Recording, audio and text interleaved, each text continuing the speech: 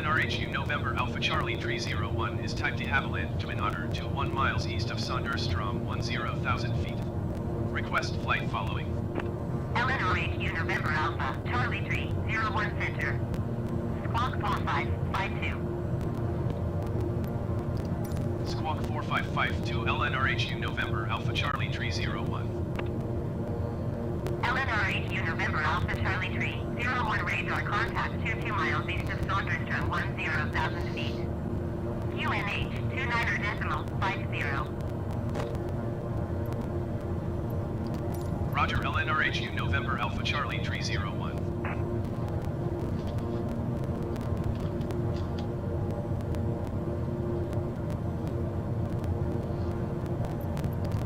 Center LNRHU November Alpha Charlie 301 3 miles east of Sonderstrom. Request IFR Tiffelsland ready to copy.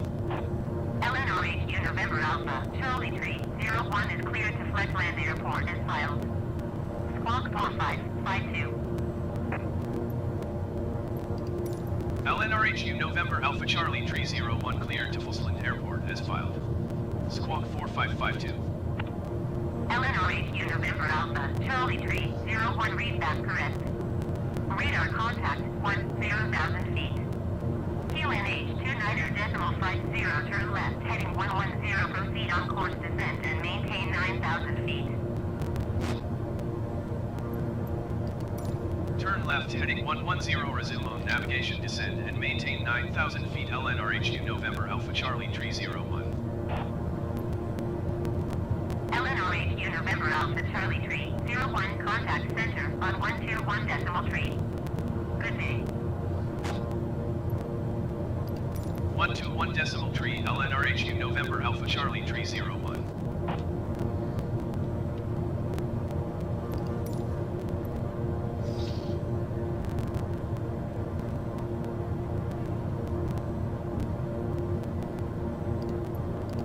Center LNRHU November Alpha Charlie 301 is passing 10,000 feet, descending 9,000 feet. LNRHU November Alpha Charlie 301 Center QNH 29.50 continue as planned.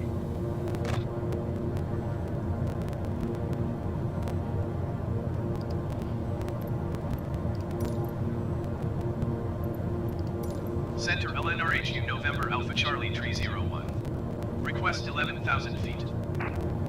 LNRHU November Alpha Charlie 301 climb and maintain 11,000 feet.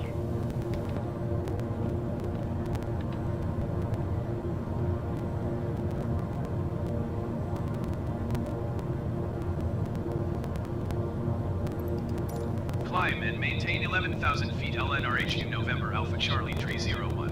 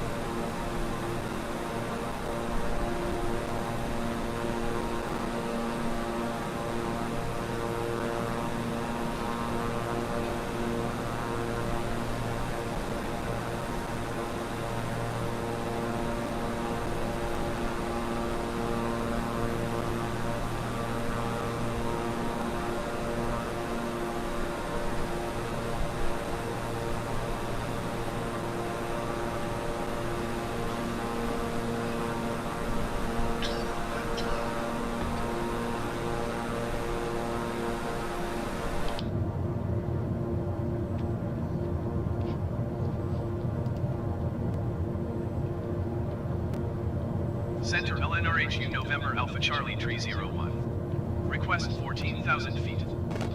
LNRHU November Alpha, Charlie Tree 01 climb and maintain 14,000 feet.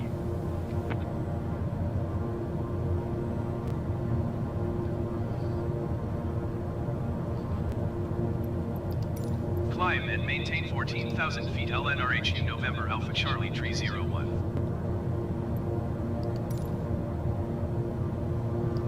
Center LNRHU November Alpha Charlie Tree 01. Request 11,000 feet. LNRHU November Alpha, Charlie Tree 01 climb and maintain 11,000 feet.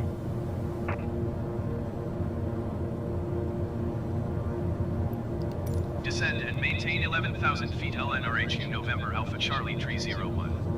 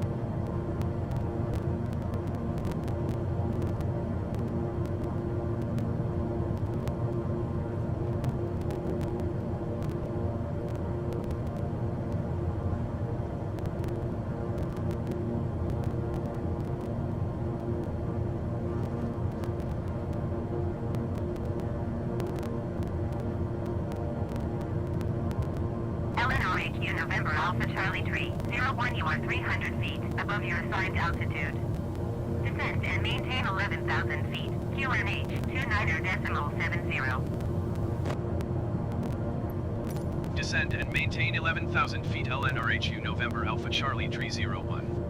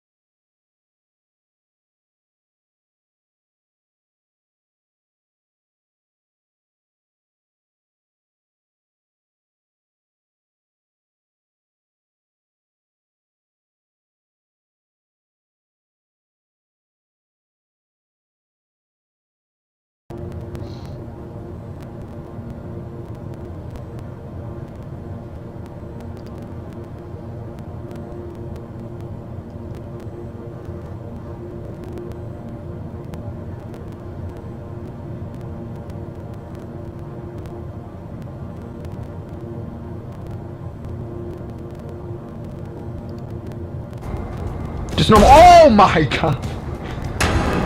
Now, welcome back everybody to the channel again, and whoa, what can I say? I've spent an obscene amount of money on an add-on plane again for the flight simulator, once again indeed. And whoa, what can I say? It is this add-on plane right here, the very brand new hot start Challenger 650 for the X-Plane flight simulator for a price of $115. Yes, I mean, only recently I talked about the Builds A310 that I bought for $120, and yeah, I bought this one as well. And well, in today's video, let me just try to justify the price I paid for this interesting add-on plane here, because I think that this plane right here, the Challenger 650 from Bombardier, is literally the most realistic flight simulator experience we've ever had, ever. Nothing has ever come this close when it comes to the simulation of the whole aircraft system. It is absolute. I mean, seriously, this plane is, before we begin reviewing this, I have to say this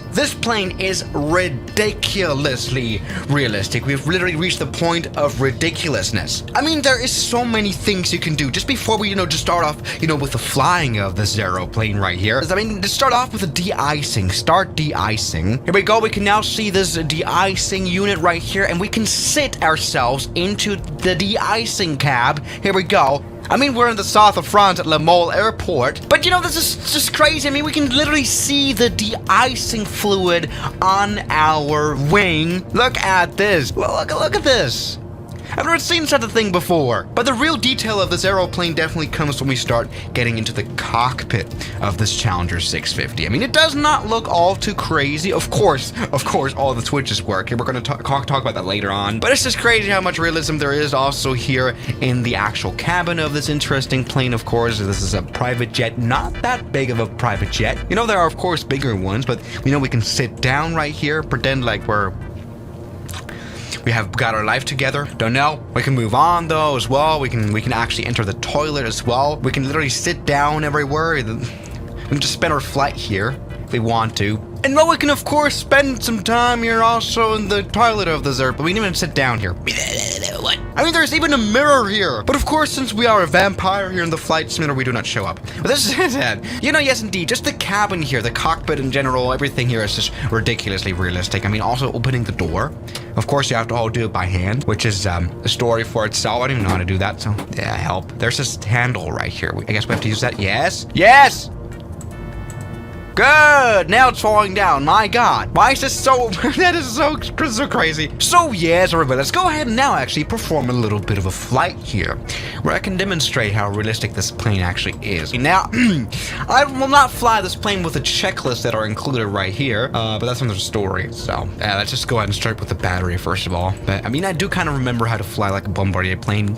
I like Bombardier planes quite a bit because the systems, they are actually quite straightforward. So, good, let's go ahead and have this. Let's go ahead and turn on the APU. This should be working fine. Turn on all the fuel pumps here as well already. This is not at all how you would start up a real Challenger, I think. But the thing is, what does kind of scare me about this plane is that, well, if I press the wrong button, do a wrong procedure, literally the systems can easily break. I mean, okay, let me just give you a little bit of an insight of what this whole flight simulator model gives you in terms of realism. I mean, what is GSE? I have no idea. I mean, let's go ahead and check out the GPS. I don't know. It literally simulates the GPS systems. I talked to my flight instructor about this. He also has this add-on, and he was so amazed by this working.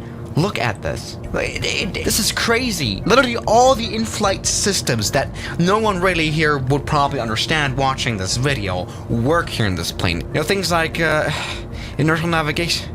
This is just absolutely crazy. Look at this. And this is what I mean by ridiculousness. Literally, we can see so many things I have no idea of, actually. This is just crazy. And the thing is also as well, I mean, if we go into the failure options right here, of course, yes, this plane has its own failure menu. And we can literally fail the most random stuff. ACU, auto temperature controller fault, or cabin air filter blocked.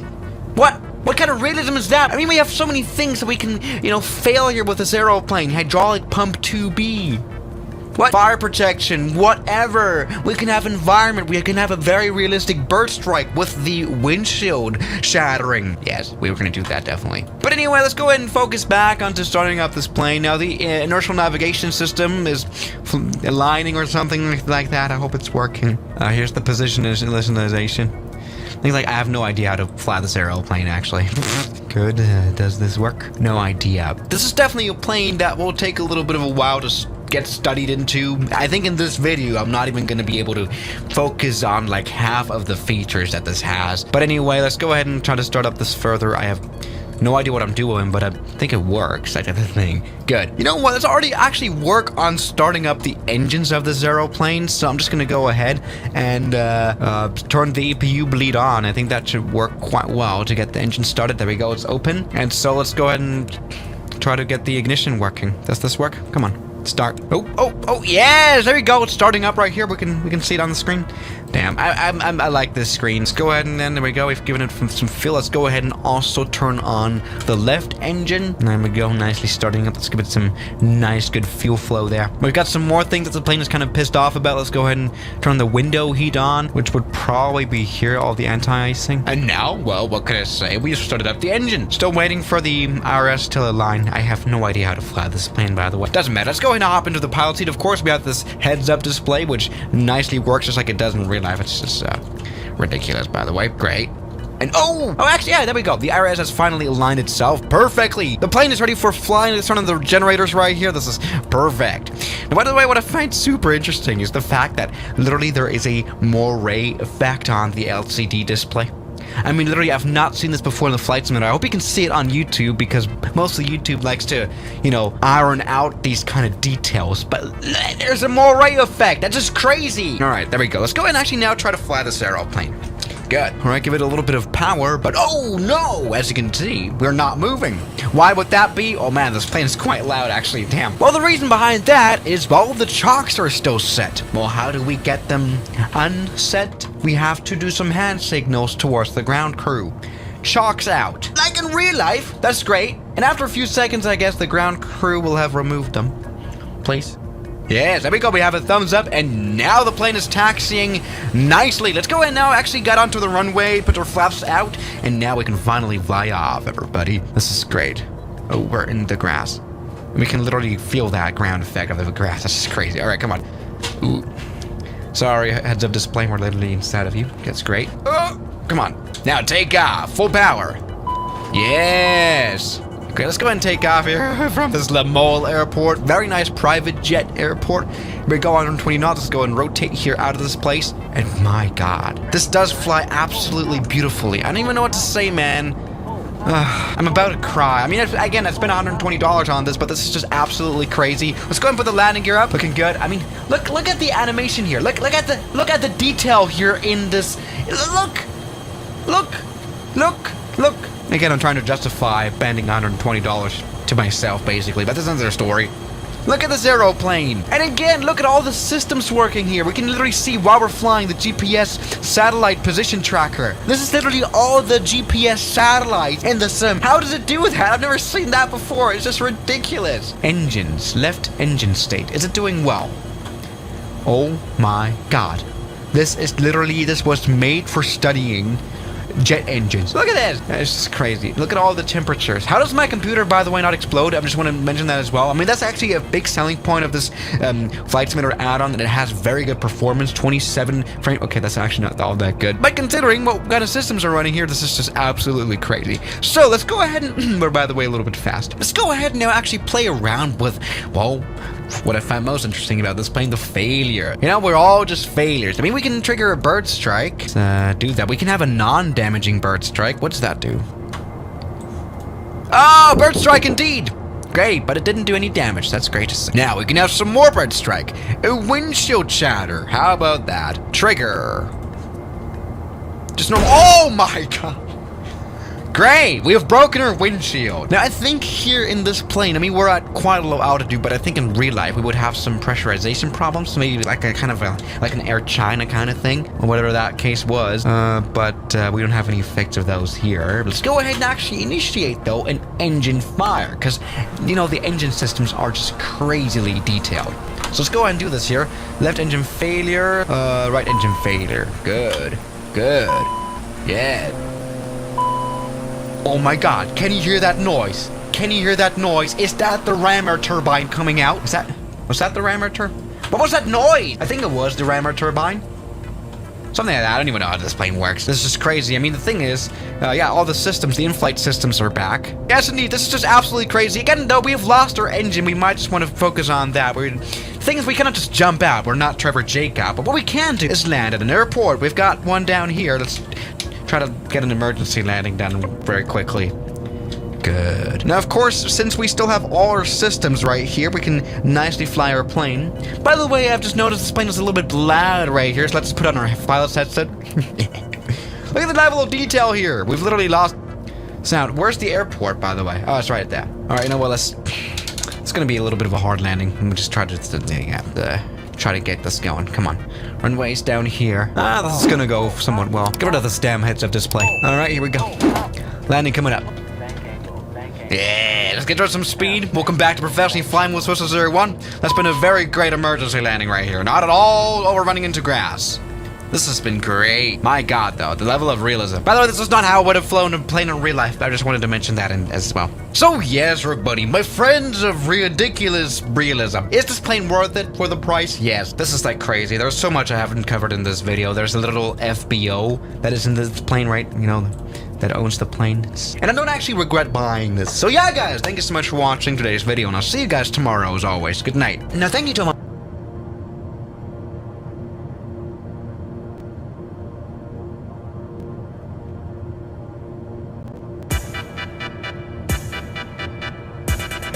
Hey, what's up guys? Welcome back to another weekly dose of aviation. This car getting blown away by a Boeing 747.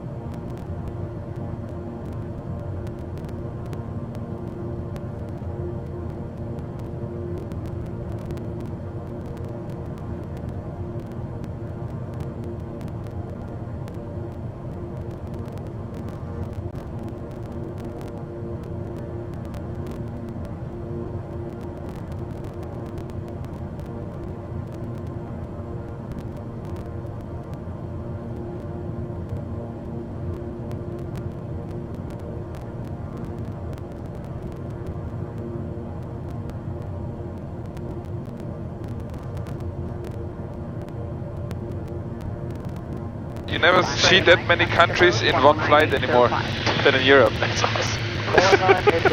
So that's country number 3 today for you? No, 4. Denmark, right? Austria, Czech Republic, Germany, and now Denmark. Cool. That's a lot of educational stuff right there. We're flying 2 aircraft a long way. So the next 3 days, this is gonna be my home. And I tell you what, I'm really excited about that. This episode covers leg 1 of the biggest general aviation trip I've ever been a part of. So Mickey is pulling out his airplane. Martin's just finishing up the final prep for the VA-62. This is it. I'm gonna cross the Atlantic. This adventure started with a one-way ticket from Canada to Austria. It was a red-eye flight,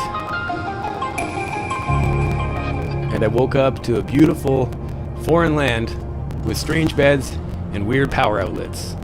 I had one day to spend here on some of the final tasks, including launching with Mickey for an acceptance flight in the brand new DA-42 that he'd be flying. I have to fly this one over the Atlantic, so it's cold up there. Yeah. So what I really want that this aircraft is tight. You're looking for air leaks, right? I'm looking for air leaks, exactly. The previous episode from this series covers this acceptance flight in great detail, along with my familiarization flight in a DA-62 at the Canadian base. You can actually disable the ESP. Yeah, let's do that for now, sure. So ESP's off, we'll get rid of the caution. Okay. Oh, you're fast, man. Oh, sorry, I should really slow down. It's good. I should be making you do all the button pushing. This flight with Jared was only a few days before departing for Austria, but we got a lot done, so I felt prepared. Maybe these guys have done this before. Love it, you guys both get it perfectly on the line. I just saw it from Mickey that he did it on your aircraft, and I have to do it as well, right? Martin is the highly experienced chief and ferry pilot here, and he led this mission. Every flight is special. Every time it's a different thing, you know. The weather is always different. You never get bored about that. That's what I was going to ask, is how have you decided, how have you planned the weather? Well, then let's see what the weather is. So we do it a different way. We do it. We are not planning this flight according to the weather. We are planning the flight as we always did it, yeah, and see if the weather is suitable, right? Well, it's not exactly very many choices here, right? Like you kind of have. Yeah, right. It looks like headwinds from Wick to Iceland up to 1821. And for Mickey, this is his first time solo. Yeah. So he did it once riding with you. Correct. But he was still a student pilot. Now he joined us at Diamond, so yeah, that's great to have him on board. He's getting into this long-haul flights as well, so this is great. This is your first time soloing this, but you've done some pretty epic ferry trips. Dubai Air Show, flying over the pyramids, like most of the stuff was Middle East, but the transatlantic ferry until now was the best ever. Final brief? Final brief. Yeah, only weather which you might have is here on the route up to Praha. Seat good, one cell here. What is this? Vienna. Okay, Yeah, so this is not where we're flying. No, we're going up here. Yeah. We will go ahead. If we get some icing, we'll report it on the company frequency and let you know. On the SIG chart, you see that the center of the system is more to the east actually. So if you avoid, I think it's better to avoid to the west. Yeah. Here 4 is icing on the up to 120, so easy to overfly. Yep. We just picked him from flight school more or less, so the flight hours itself is impressing what his experience and knowledge is compared to the flight hours. Yeah, get in the seat, let's do it. Okay, I'm left seat, so it's time to put away the camera. See you on the other side. And he's like trilingual, which is pretty impressive. Oh yeah, Swedish and English and German for sure. And I guess pretty much all you guys have to be able to speak like 3 languages or 2 languages anyway around here. Well, we learn English, right, as a primary language, and we do usually have the one or the other one, yeah. Takeoff power is set, and here we go. Atlantic, I'm on my way. So, engine instrumentation checked, airspeed is alive, 2 times, cross check 50. So you're gonna be 10 minutes behind us, but that's a long 10 minutes, like you're still on your own in a lot of ways. I'm on my own, yeah, but I've done this before, like flying alone. I flew 40 down to Oman, so that was single engine, you know, so now I have 2, so that's nice. I actually watched the first Atlantic ferry video yesterday to remember some things and just to get used to it again. It's a lot to think about. That wasn't lost on me, and I really appreciated Martin giving me the pilot flying duties. So you had the hands on the DS62 already, yeah, so this is good. I will let you fly the aircraft, yeah, so you can handle that. I will do the ATC, yeah, unless you want to do it. I don't think but I think some task sharing is fine, I think. In case of real emergency, they will take over and you get commands what I ever need. So Delta Alpha, climb flight level 160. Level 160, Oscar Delta Alpha. And flight level change. Flight level change. Nose up. Welcome, guys. It is time. The day has come. And Wien, Oscar Wien from Delta Alpha request. Stop the climb at flight level 120. Oscar Delta Alpha, roger, cleared flight level 120. Cleared flight level 120, Oscar Delta Alpha. Yeah, that's Martin and Mr. Flight Jobs in the 62. So dial that in. 120, correct. And as we are flying flight lever, this is different to you because you are changing in 18,000. We are changing in 10,000 in Austria, but this is different from country to country. Yeah. You go here, PFD option. Standard barrel. And the also 141013 is the standard setting. They're flying the 62, I'm flying this 42 across the Atlantic. Oscar Delta Bravo, your requested level is? 120 is perfect. Oscar Delta Bravo, roger. So the next 3 days, this is gonna be my home. And I tell you what, I'm really excited about that. The following clip from the acceptance flight was very humbling and really let me know what I was going to be facing. Oscar Delta Bravo, you may leave command. Perfect. Take 6. Was his response in German? Because I didn't understand what he said. He said you may leave. You may leave? Yeah. Oh, okay. You may leave. Got it. So between the two languages, the speed that you guys talk and slight word differences, even when they're English, it's hard to keep up. Neustadt, Servus, Oscar Uniform Delta Bravo, Oscar, Plätze 12 in Sicht, 2600 zur Landung. So yeah, the radio work for a flight like this is a big part of the challenge. What you did today is a VFR flight over here in a local area, uncontrolled. Yeah. So this is German. This is wherever you are. It's a local language most of the time, or could be. Yeah.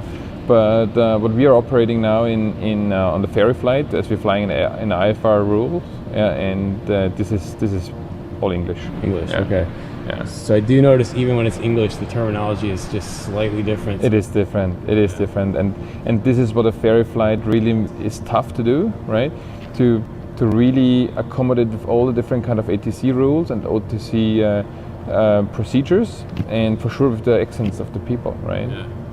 Yeah, because as you just said, it's super fast over here. Well, for us, if you fly into the North Americas, yeah, this is fast ATC, and you have to get into that. Right, because the American accents are just as hard for you. Oh yeah, that's hard. If it's a real American accent, it's hard. And then you will notice when we go up from Frobisher-Bray to Quebec and so on, they speak French, right? Yeah.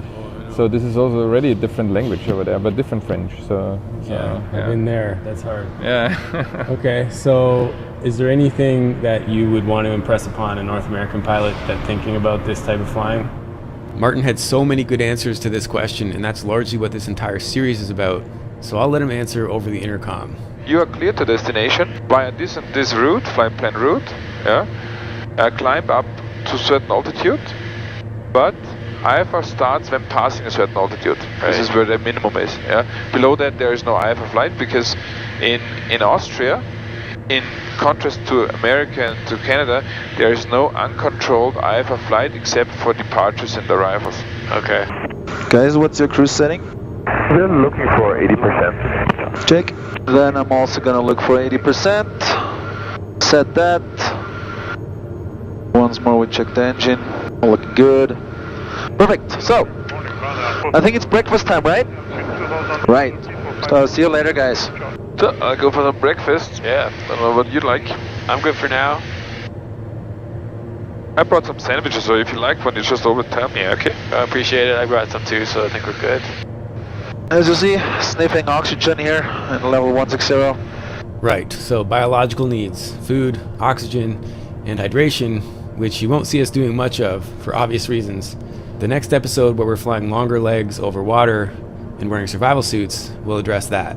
For now, let's talk about the oxygen system. Here is your oxygen cannula. So what you do, I just recycled the one from the last guest. It's okay for you, right? Put that into your nose. What I usually do, I put that around my ears, yeah, and then tie it up over here. Okay, you got it? I got it. Good. Now you pull on the green. Just pull it right out? Yeah, just pull it up. Now all the lines are pressurized. And you see here, this is the flow meter. You hold that vertical. It's already supplying oxygen. You see it on the ball hovering. You go to that adjustment screw over here, and if you screw it in, less oxygen will flow, and if you go out, more will flow. And you adjust it to the altitude you're going to. So we go 160, so something between 15 and 18, on the oxy-saver scale, and not on the mask scale. Mask is more, yeah, this is, both is continuous flow, but here with this bird over here, yeah, you can actually decrease the oxygen flow a lot. Okay. Okay? Yep. And then from time to time we check over here that the oxygen pressure is good. I get mine. We are climbing through 140 at the moment, and we are above clouds already. Should we report to Mickey about the climb? Yeah, we can do that. We just climbed up to flight level 160 to avoid the weather. Perfect. The route today, we're flying up to Sunderborg, and thereafter, so Sunderborg in Denmark, thereafter from Sunderborg to Echo Golf Papa Charlie, which is Wick. After Echo Golf Papa Charlie, we go to Reykjavik and sleep there tonight. So yeah, that's day one. Yeah, can't wait to see Iceland again. Let's get the flight plans from 4Flight here over to the Garmin G1000. We have flight stream 510 in here. So that's quite easy. I just put here, get the flight plan I have, and press here, send it to the panel. Here's the message.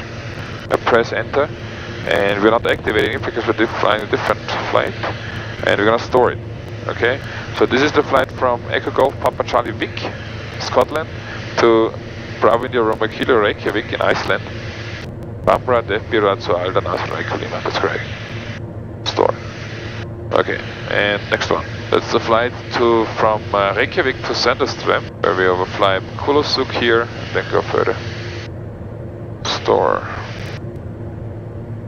Next one will be Sandström to Frobisher Bay, reaching Canadian soil.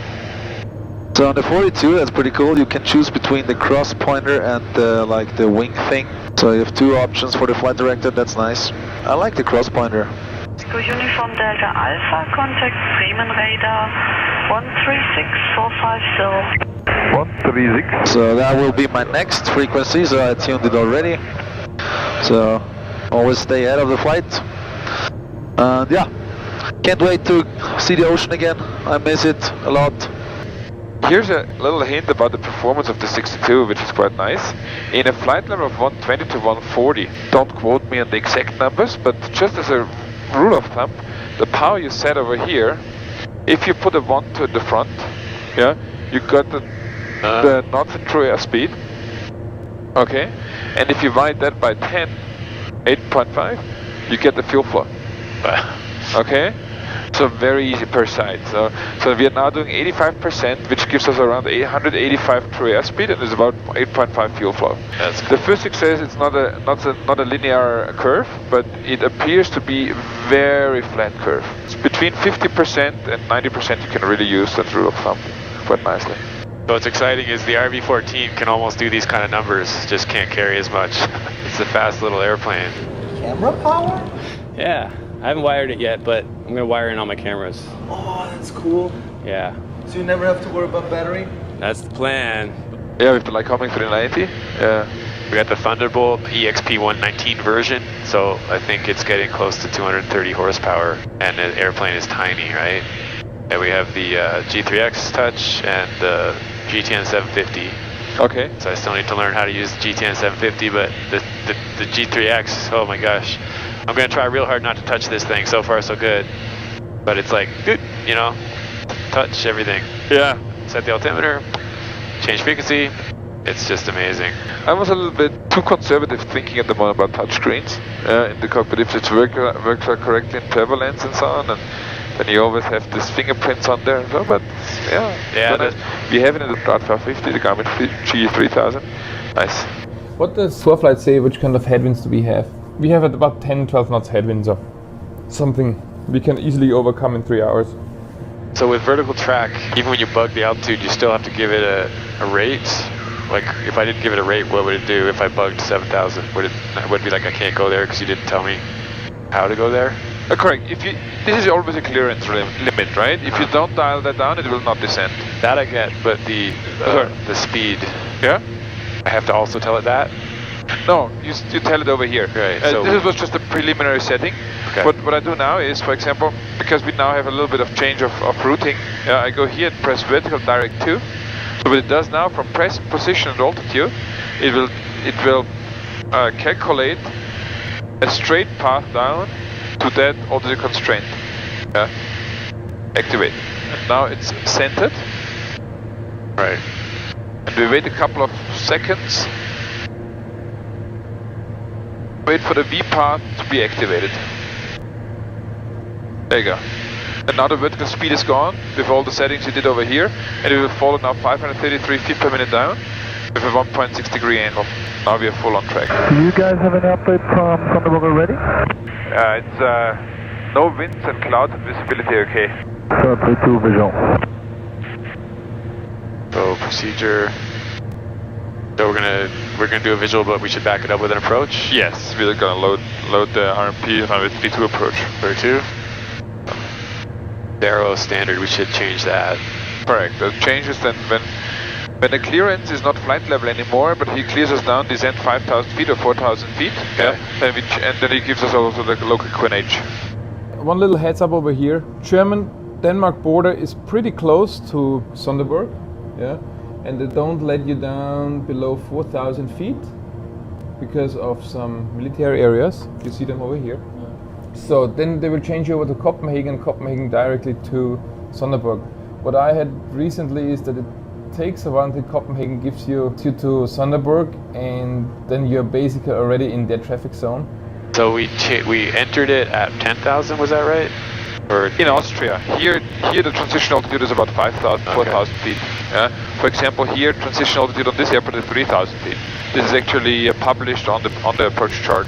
Yeah, what we didn't brief yet is how the airport looks like. Yeah, quite easy. 32 land, vacate via Bravo, and then we just park over here. I hear it. Okay, that's my phone. It's telling me that I'm entering Denmark or something. Maybe. I love having this many, like, you've entered this country messages all in a row. What just fell? Oh yeah. You never see that many countries in one flight anymore than in Europe. That's awesome. So that's country number 3 today for you. No, 4. Denmark, right? Austria, Czech Republic, Germany, and now Denmark. Number 5 will come up, and then number 6, Iceland. That's crazy. That's European. Very cool. And Oscar Delta Bravo descent to 3,000 feet and QNH 1029. 1029er, 3,000, Oscar Delta Bravo. So I'm going to take out a bit of power here. Is Mickey getting all the same thing? Looks like. I will say proceed to activate vectors to final, so we have all the information already. So it'll be the flight director will be guiding us, but it won't be flying it because we're on heading mode. Correct. So we can put approach mode, but we are not cleared yet. We are cleared on the heading. Yeah. Checklist, landing data. It's runway 32, altimeters are set, ComNav FMS is set, seatbelts are fastened, transfer backrest upright, parking brake is check released, radar trim is as required. E-warning, fire test. Left, right engine fire and check gear. And okay, Echo Uniform Delta Alpha, we have the airport in sight, time for visual approach. Landing taxi, fuel selectors, both on. And maintain your heading, and I'll call you back shortly. Fuel pumps, 1, 2. And this checklist is complete, next is final. So, in the descent for Sonderburg. Sonderburg, Oscar Echo Uniform Delta Alpha again on your frequency, and we are established on final for runway 32. Oscar Delta Alpha identified 32, wind is calm, QNH 1029, no traffic on the runway, landing pilot's discretion. So Martin and Steve are 15 miles ahead.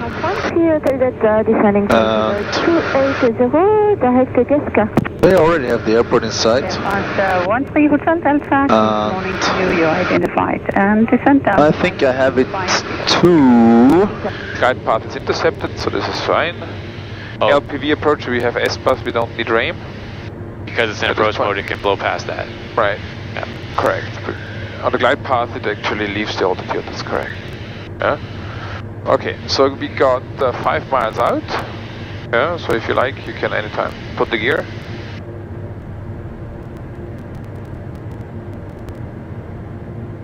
And the nice thing is with the green, I have no other way to check. gear and 40% power, it will slow you down to 135 knots so that you can then deploy the first flap speed.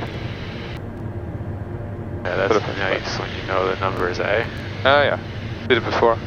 Comes, okay. 1 notch. Okay. And the speed is checked. Flaps landing.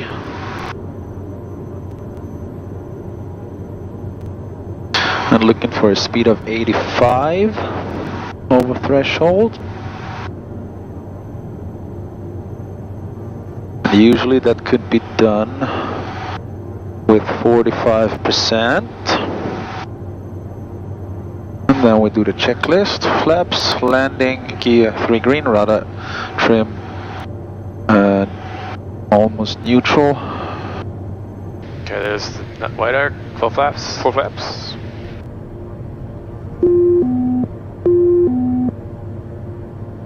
So I'm gonna step out of the pedals now.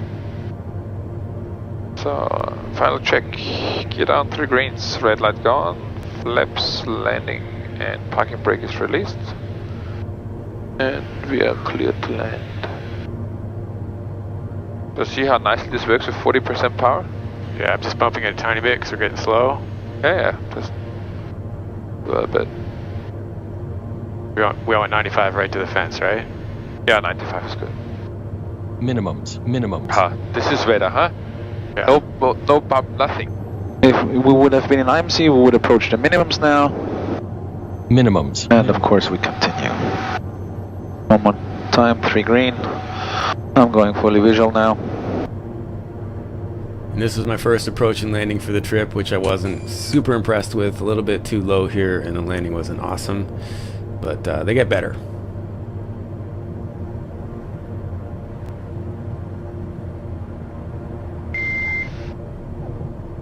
Yeah.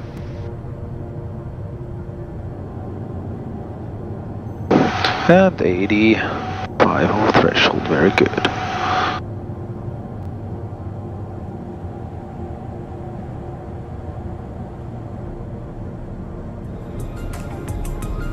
Welcome to Sundborg.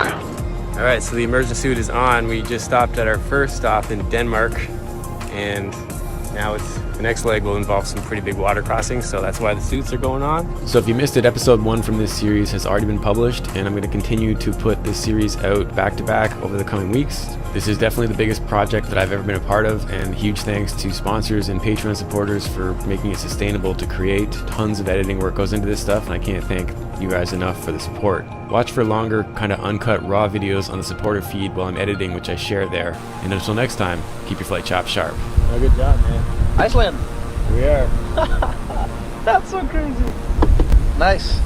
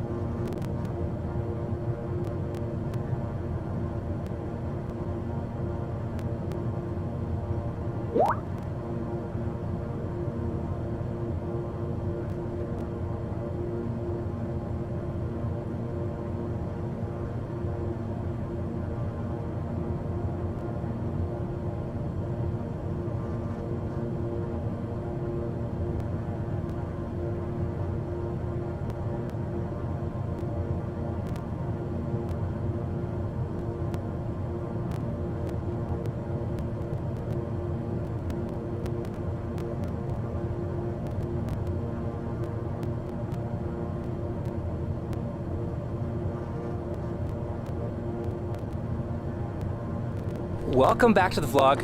Welcome here for the first time. My name is Ryan. Brad and I are going to be heading down to Wabo today. It's just a 30-minute flight, something like that. And this is a place I used to go all the time. But that was when I used to fly with MAF. I was just on loan with them for a year. And I flew down to Wabo just about every single day. So we're the red thing right here. We're coming down here to Wabo, which is 60 nautical miles. We're starting at 5,000, climbing to 10,000, and immediately all the way back down to sea level.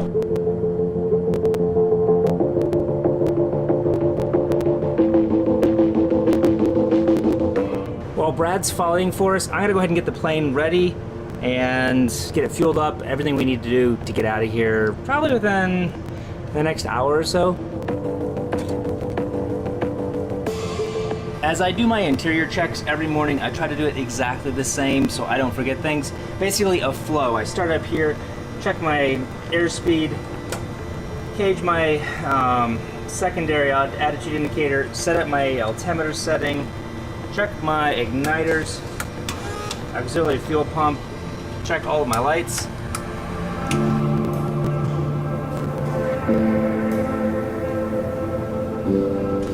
I run my bypass down here. After that, I'm checking all of my trims.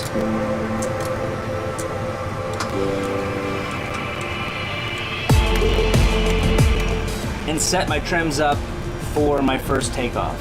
Next, I'm setting up my flaps 20 degrees, checking all of my circuit breakers, make sure none of them are popped, or maybe left pop from maybe maintenance or something like that.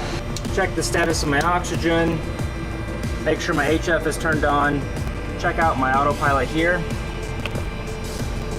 Okay, heading mode, give it a twist, make sure that my yoke is twisting both ways. Make sure the yoke is actually going out, and then when I hit altitude, it stops and my trim wheel is still going. I can flip off my trims up here and over here,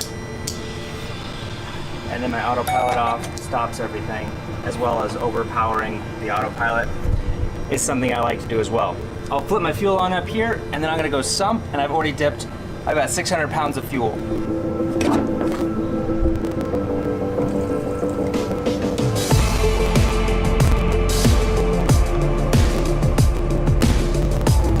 It's a 25-minute flight down to Wabo, so let me show you how I'm going to figure out how much fuel I actually need. So I've got 25 minutes down there plus 25 minutes coming back, 50 minutes total.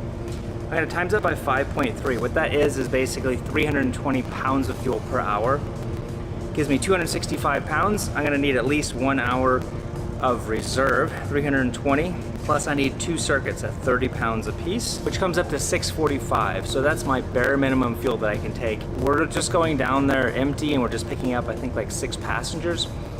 I haven't even checked the weather down there, so I'm just gonna automatically probably add on at least 50 pounds just for kind of flying around in case there's clouds. So let's go ahead and check the weather right now and find out what it's gonna be. So I use the Windy app to get all of my weather here. The first thing I'm gonna do is we're gonna be coming down basically to this little airplane down here. So we're starting obviously in Goroka and heading down. I'm gonna go up to 9 a.m. and switch to my low clouds first, because that's, I mean, it's such a beautiful day out there. That's really gonna be my biggest concern, is there gonna be low clouds out there? It looks like it's gonna be clear. It's all overcast up in this area. So that's good, at least for the forecast. And then what I can also do is hit over here on satellite just to see if there's any clouds there right now. So it's showing that it's kind of clear, maybe with like some scattered, maybe some ground clouds or something is what I see from this picture here. So I think it's good enough for us to get going. We're gonna go ahead, fuel up like 100 pounds and get on out of here.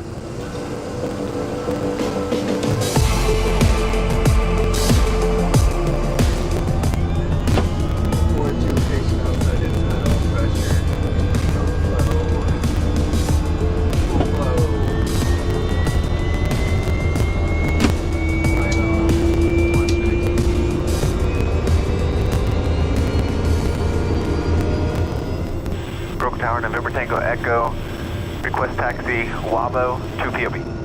Echo, Roger, taxi, 17 left, Canterbury, track and line up, 1015, QNH. Canterbury, track and line up, 17 left, 1015, November Tango Echo.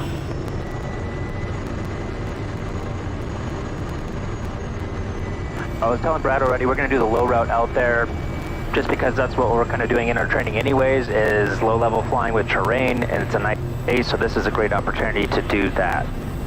It's going to add about maybe 5 minutes extra to the flight, but we've got an extra 20 minutes of fuel on top of all of our VFR reserves today, and it's looking like a beautiful day down there as well. And hopefully we'll be able to actually see a bunch of waterfalls on the way. Now that it's starting to be rainy season, to some of these valleys, they have some amazing waterfalls.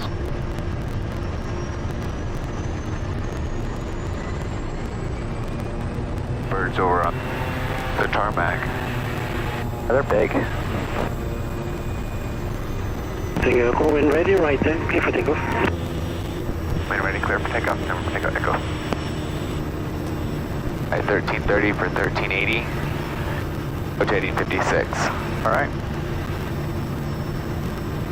Ignition, inlet, prop condition, flaps, wind harnesses, 1330 for 1380.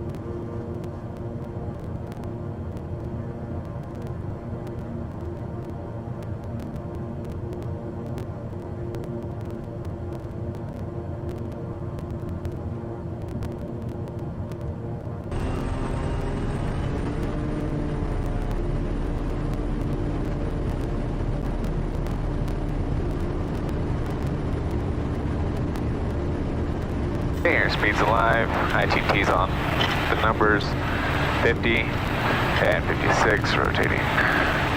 It's late today, oh my goodness. Oh my. It feels such a huge difference. It's crazy when you go down to sea level and do that with completely empty, no seats and low fuel. Man, it's super fun. Yeah, you can climb out at like 2,000 feet per minute. Yeah. Right, we'll go no higher than 6,000 on this flight. Okay. And have you done the Asaro South Gap yet? Before? No.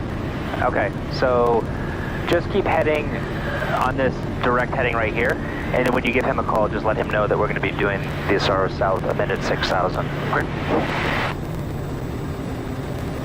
Grove Tower, November Tango Echo, departed time 30 on track 194, and emitted altitude 6,000 through the Asaro South Gap, estimating Wabo 55. Tango Echo, contact Mosby 1201 653 to 6598, Asaro South. Contact Moresby 6538 or 6598 at Asaro South, November Tango Echo. Just for the sake of what we're doing here, let's go ahead and slow down like this was an actual, I guess this will just be simulated that there is weather in the valley. So a few things that we're going to want to check for is we're going to check our winds before we go in there, just so we have an idea of what we're going to expect. Turbulence, what maybe side's going to be the best side of the valley to go on, and we're going to go ahead and slow on down until we're safe and outside of like the constricted area. So we'll just slow down to our 80 knots at 20 degrees of flaps. When we're heavier, we're going to adjust those speeds maybe up to like 85, and if we're really full up, maybe 90, just to make it a little bit more comfortable. But when you're really light, 80 knots is no problem whatsoever. So this is the beginning of the Asaro South Gap. We won't go any higher than 6,000. Actually, let's go down to, let's say 5,500. Let's go down to 55, just to give you a little bit better feel of getting down lower. We can go ahead and start coming in here. You can see that it goes and it curves around a few times. A quarter-inch tailwind from the left here. All right, 3 knots, so it's not too much today. Again, 5,500. Before we get in here, let's go ahead and call up our guy. Let's just call him on, we can try him on 1201 first. Moresby 120.1, November Tango Echo position. Let's get our prop for it as well. We can't see around this next corner, so let's go to this side over here. So Caution, terrain. Oh, yes, Caution, terrain. So we can see the soonest around our next corner. And especially if there was a lot of clouds, you're going to want to be able to give yourself as much time to, and also when you're sitting over here on this side, now you've got so much more room to be able to just easily maneuver out. Thinking about the winds and things, now we've got 6 knots of headwind. 500. I'm going to go ahead and call up for you. Good. Was it 659 or 8? Or is it 6538 November Tango Echo transfer? Good morning, November Tango Echo. Asaro South at this time, not above 6,000. Estimating Wabo 5, amended 57. Just going to add some time to it. November Tango Echo.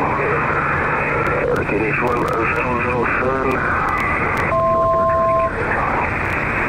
1007, November Tango Echo. Okay, so yeah, we had 3 knots going that way, tailwind. Now we've got 6 knots of headwind here. Really, it's still not really that much at all. We can even stay at 53, that's fine. I want it to be a little bit lower here anyways, so. But at this point, if the winds are looking good, I'm going to transition. I would transition to the other side of the valley so that now we can see around this next hill right directly in front of me. This is probably one of my absolute favorite valleys in PNG by far, just with all these kind of cliffs and the waterfalls that they have here, just insane. Like right below me is a waterfall coming up. That's pretty, oh man, that is real pretty. Such a cool place to go camp out if we could ever get out here. Wouldn't have to worry about anybody bothering you though, that's for sure. Yeah. 500. Okay, so now that we've kind of got out of that bigger area, then we can go ahead and just speed back up. We're going to go straight underneath of all these clouds right here. Or if you want, you can continue following along the river. If you want to do that, that's fine with me. We can also throw a terrain on here and you can kind of see where it goes. It also convolutes a lot. So we're basically going to come up here and then take a left at that junction. That's the Tua junction, the river junction. If I'm coming up a valley, let's say I'm coming back this way from the other way, what I'll do is I know that at this point I don't really want to go below maybe, let's say, 5,300 feet. I'll set my pre-select altitude at 5,500 so that if I go below 5,300, it chimes at me and I just goes, oh, I'm already getting too low for the next few bits. So if I'm like slowly going down with the weather, I know that I'm not going to have enough altitude by the time I get to where I actually need to. Or if you're just going down the valley with passengers and you just want to show them, also set that up just to kind of remind you, because you might be looking out at all the pretty scenery and go, oh crap, I wasn't even noticing how low I was. That's another awesome waterfall off here to the right. That's pretty much only pretty this time of year when there's a lot of water. Around this next corner, that's where the Tua junction is. We're going to take a left there. And as you'll see, there's going to be lots of clouds, and at first it's going to look like, oh man, there's a lot of clouds. But it's just on the hilltops. So the valleys are going to be open, because they always are. It's a pretty sharp turn around that corner right there, so it's going to look like there's just tons of clouds as we start turning in there. If you're a flight simmer and you guys want to try this same flight here that we're doing, I'll leave a link down below to my Patreon page where I'll put the screenshot for this of our actual track and waypoints that you guys can follow along and fly this exact same river here and the gaps that we're going down to Wabo. And actually land at Wabo too. I know I have Wabo available for X-Plane on my Patreon page where it's like a patch you can add in, and I'm pretty sure it is probably on Microsoft Flight Sim. I don't know if in great detail, but pretty close 500. there. Okay, so you can't see where the other river goes, but it's just on the other side of this. So that's the valley that we're heading up next. If you know you're turning right around this next valley, how would you position yourself into this valley? I know that I'm going to be turning left over here. Oh, you're going to be turning. I'm sorry, you're going to be turning right around that where those clouds are. You're going to be going around that corner right here. You're going to come around. As I'm making a left turn, I'm wanting to come on this side, but then I'm going to switch over to the other side so I can look around that corner easier. Okay. That's what I was thinking. Oh, there's plenty of room here, so I can go ahead and start coming onto the left already. And just looking at these clouds straight ahead of us on the ridges up there, we were scheduled to go down 10,000. I don't even know if 10,000 would have, we would have been pretty close just to scraping over them. So it's good that we filed for 11 coming back. Because we're going to be needing it to get over top of those, or we might just take the low route back to get all the way back. It's pretty being able to see like all these little gardens and villages and 500. Amazing how steep the ridge, the slopes are that they'll build gardens on. I know. But we're going to just go straight down there where that last kind of big hill is. That comes out through halfway through the valley. We're going to go probably take a round to left in there and start heading towards the Mayamaku Gap, which is right here. There's Mayamaku, which is MF, and then this EG or whatever. It's right in that little valley right there. Okay. And I think 6,000 is what we're needing. I think. Get through there. Go ahead and get through at start climbing at 6,000. I'm pretty sure. I don't remember. It's been a while. We're gonna head over that way now. So why don't you head to like a heading of like 240, something like that. You gonna go over this ridge, or you want to go around the corner? Yeah, you can go across these ridges to get to where we want. Actually, right there at your 11 o'clock, maybe 210 heading. Kind of see it's a big saddle. Okay. That's our Mayamaku Gap, so we'll just head for that. Yeah, it looks like 6,000 is going to get us through there. Oh, first thing we look at, what are our winds doing? Are we at an altitude? If we wanted to quickly look at this terrain, it's going to show, yes, we are at a high enough altitude to be able to go through. I guess it'd be better to cross coming from this side, wouldn't it? Yeah, it would. And the reason, just for the viewers, is the reason being is that way we can always turn out here to the bigger area of the valley rather than turning into rising terrain. So once you know that you're 100% able to make it through, then we're good. Wow, look at that waterfall straight ahead of us. Yeah. That's huge. And it's coming out of a mountain at the very top of the mountain. That's so wild. So kind of what we were sort of expecting is we're just going to be some scattered clouds all kind of just on the ground, but not an overcast layer. But we really don't want to go down below 3,000. Let's say 3,500 feet by this point, so that we know that we can get over top of that ridge.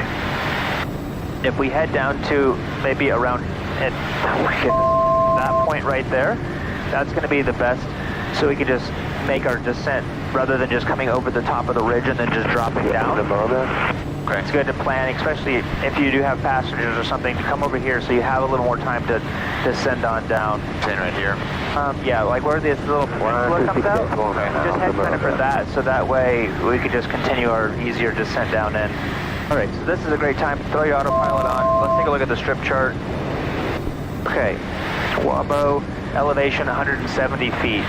So first thing that I think of is when we're sea level is if I have to do a go around, I'm going to be more worried about my torque than my ITT over torquing it. Okay.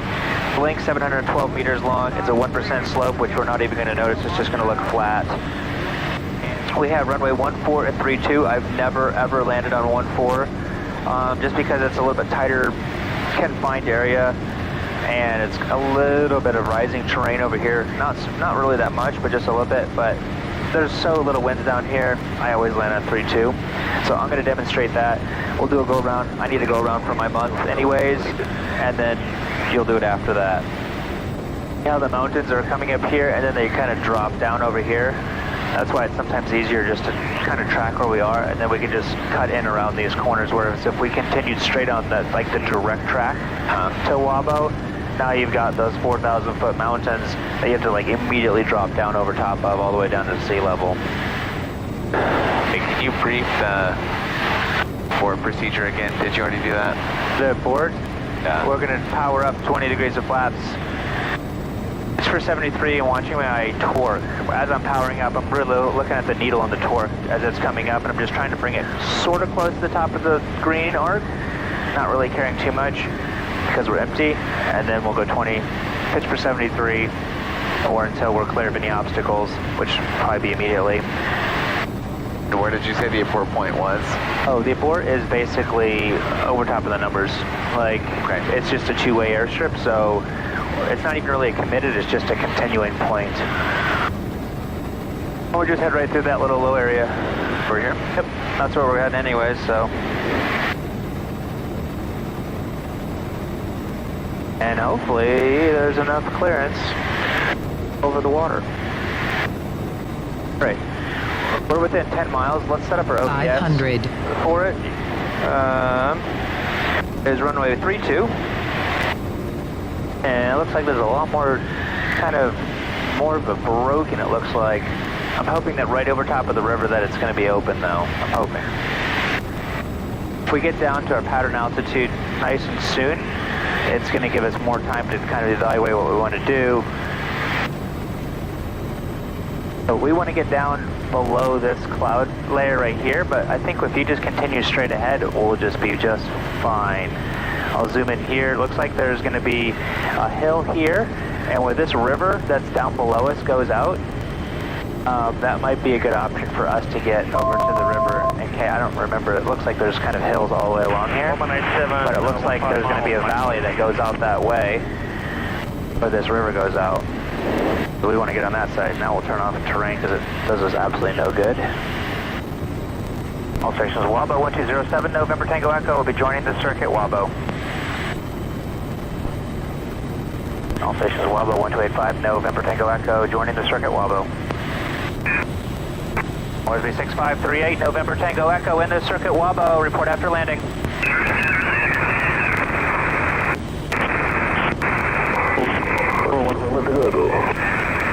500. Alright, actually, do we need to be on the other side of this? It's on the other side of this ridge right here. I'm thinking it's on the other side of that ridge.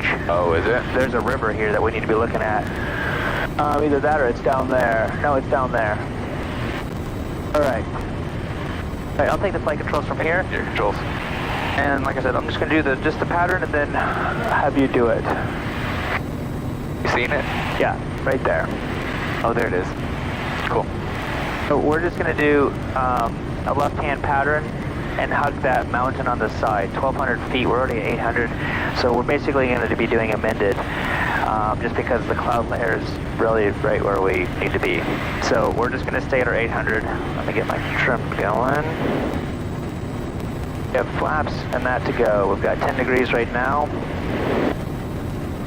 So we could do a a right-hand pattern as well because it's more open over there, but we'll just do the right or the left-hand pattern just because that's what you're typically going to do in here anyways. So we would normally be turning final at helicopter down there. 700. Okay. All stations Wabo 1285 November Tango Echo joining the circuit Wabo. 120.7. All stations Wabo 1207 November Tango Echo joining the circuit Wabo. Spooling up. Is he what? Spooling up. Is he? Looks like it's getting faster.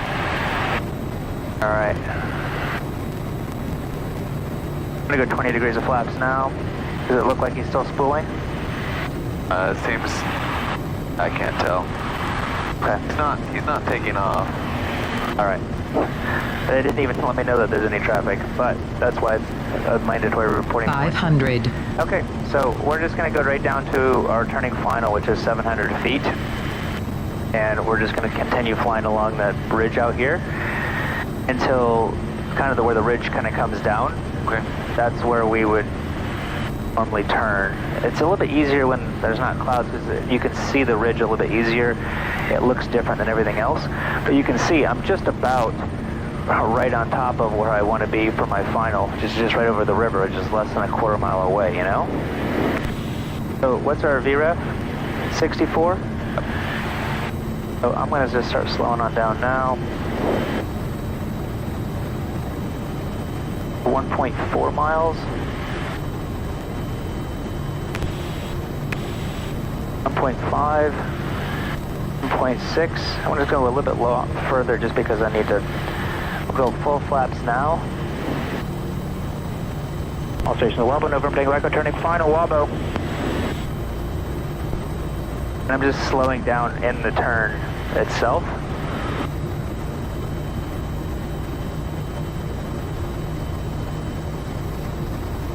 A bit low already.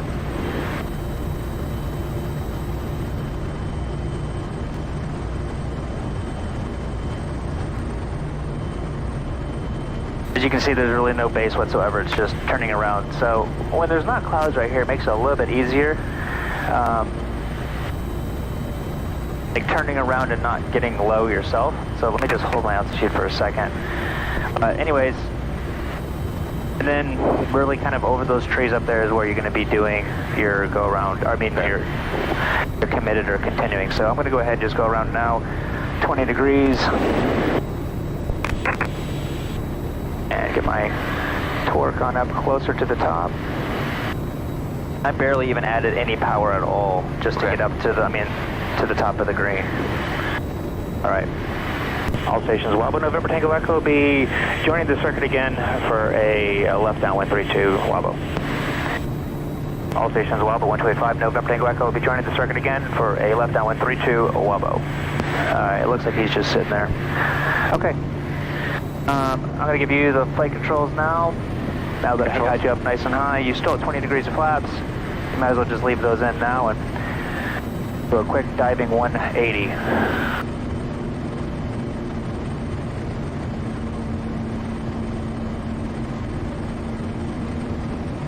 Already got 20 degrees and you want 84 on here.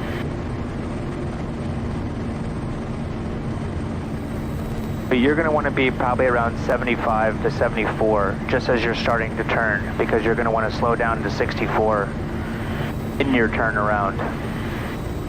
We'll keep 700 like I didn't, but we'll keep 700 until you're out on final, and you'll be at a better position than I was. Okay. All right, there's our 1.6, 1.7, right about this little ridge right here. We'll just go full flaps. And that's it. Yep.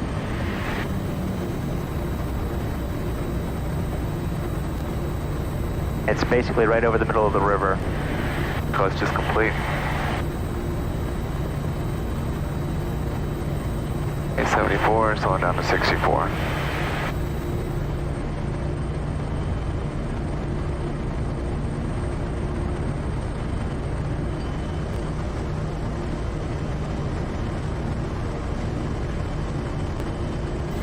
All station Wabo, November Tango Echo, final 3-2 Wabo.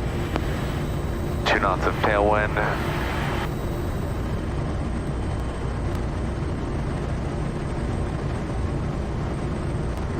Okay, there's kind of a light green patch towards the beginning, there in the middle. Yep. That's what I'm aiming for. As your aiming point or touchdown? Aiming point. Okay. Go fast.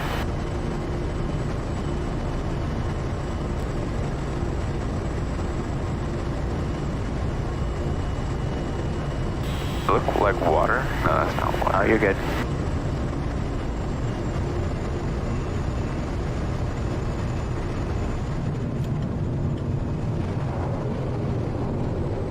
Get right onto this as quickly as you can, just because it's very soft on the sides here.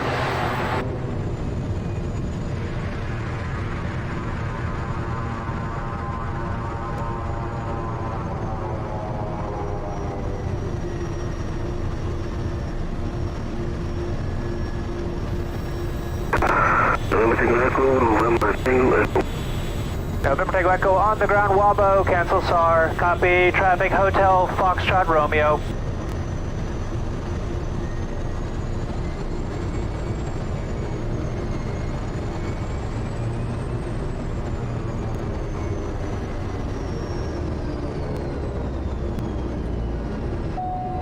Thanks guys for joining along. If you guys want to fly that same route, check out that link below. Link below. Anyways, thanks guys, and see you guys next time. Welcome here to Wabo. We're going to weigh everything up before we put it in. We've just got actually 4 passengers plus 1 kid heading back up to Goroka, but they came with a lot of food. So we're going to weigh every single thing up. That's everybody has asked. Do you guys weigh everything up or just go with standard weights? No, we weigh everything we put on the plane so we know exactly what we have. Gives us our takeoff weight and our landing speed every single time, exactly what we need. So anyways, I'll throw the drone up for you guys from maybe some past footage I have out here. Show you guys around a little bit. Thanks for joining along.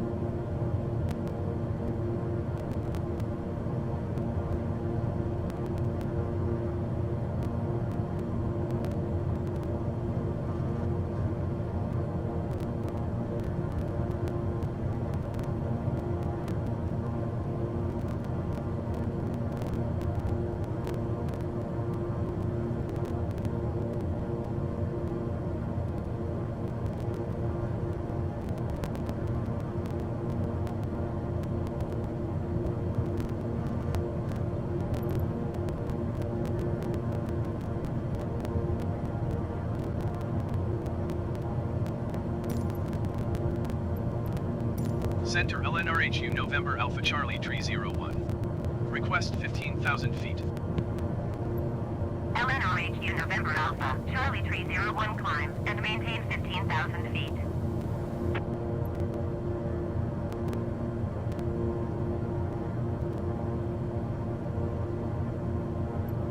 Climb and maintain 15,000 feet LNRHU November Alpha Charlie 301.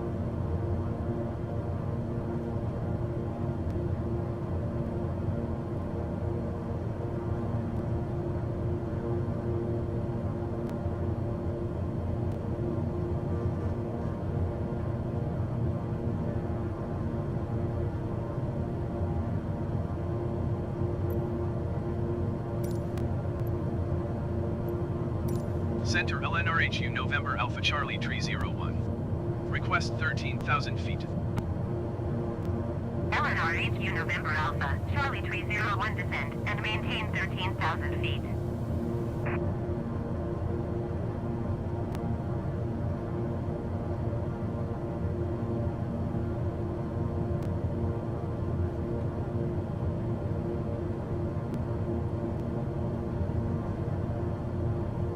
LNRHU November Alpha Charlie Tree 01 acknowledge last transmission. Descend and maintain 13,000 feet. LNRHU November Alpha Charlie Tree 01.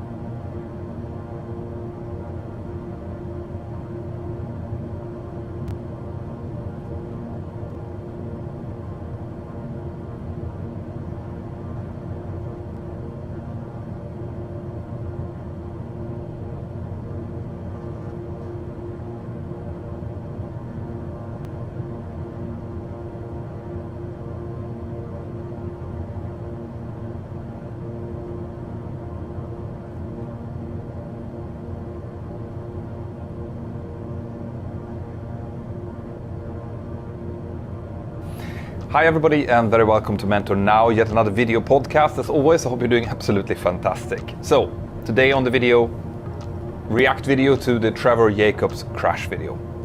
For those of you who doesn't know what this is all about, I was contacted about 3 weeks ago by a lawyer who said, have you seen this video clip of this guy who seems to be committing insurance fraud by crashing his aircraft? And I said, no, please show me. And I had a look at this video. Okay. Initially I thought, this is not really for me. I'm not really a general aviation expert. It's a long time since I flew single pilot, single engine myself, so other people can do this much better.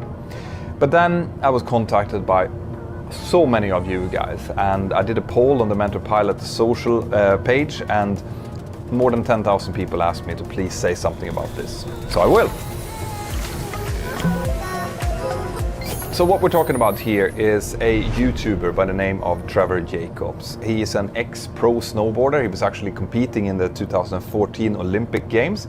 But after that, he has become kind of a professional adventurer with his own website and his own YouTube channel where he uploads all kinds of stunts, where he's paragliding and things like that. On the 25th of December, he uploaded this video, which is called I Crashed My Aircraft by Trevor Jacobs. And what he is explaining is basically how he is flying up over a mountainous area. His single engine aircraft gets an engine failure and he decides to parachute out of it. This really caught the attention of the aviation world. All of you guys who are passionate about how to do things right in aviation started looking at this and started scrutinizing and saying that this does not make any kind of sense, right? There's all kinds of wrong in here. So basically everyone from Batman and his mother-in-law has made a reaction video on this. I'm probably the last one to do it. But I really wanted to point out a few of the learning details in here. I'm not going to go in and judge this guy, right? I leave that up to you and up to the FAA and up to any criminal investigation that he might be involved in.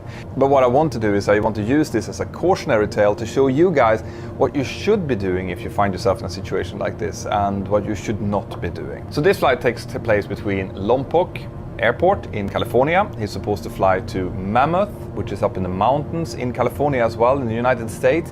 And he's flying his recently purchased 1940s Taylorcraft aircraft. It's a beautiful tail dragger aircraft, high winged, and you can see it here in the background, wooden propeller.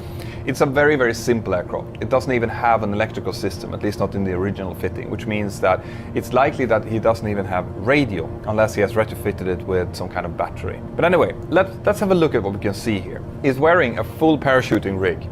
And you might think that that's a little bit odd, but he's been saying in interviews and so on that he was doing that because he had a friend who had an accident over mountainous terrain in a single-engine aircraft, and he wants to have a way out, which kind of makes sense. Let's have a look.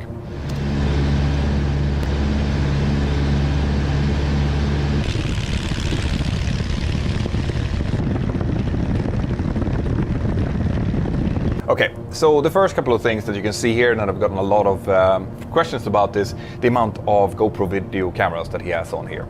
So he has one here in the back, he obviously has one windshield, which is the one we're looking from at the moment, and then he has one out, at least I think it's actually two of them out on the left-hand wing and one on the stabilizer.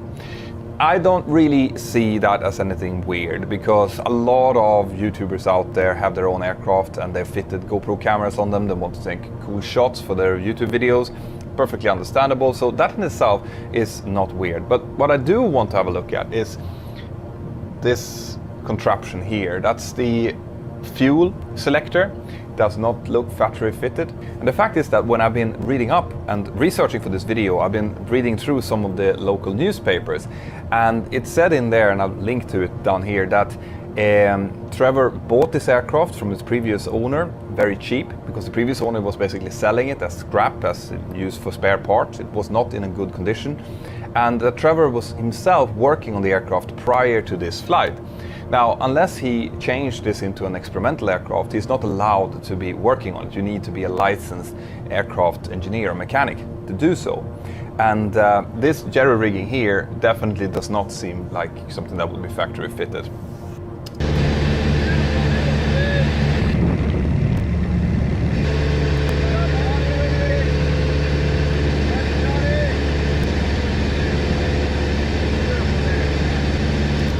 Okay, so he's clearly climbing continuously, and that makes sense. He's going to fly out over Los Padres International Park. There's a lot of high mountains. I think the minimum sector altitude is about 9,000 feet in that area.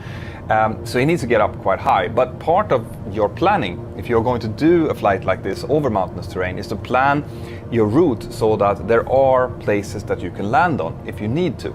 That's really, really important. And as you can see from the area he is now, there's a lot of flat terrain below him, but he's about to get up over the mountains here very soon.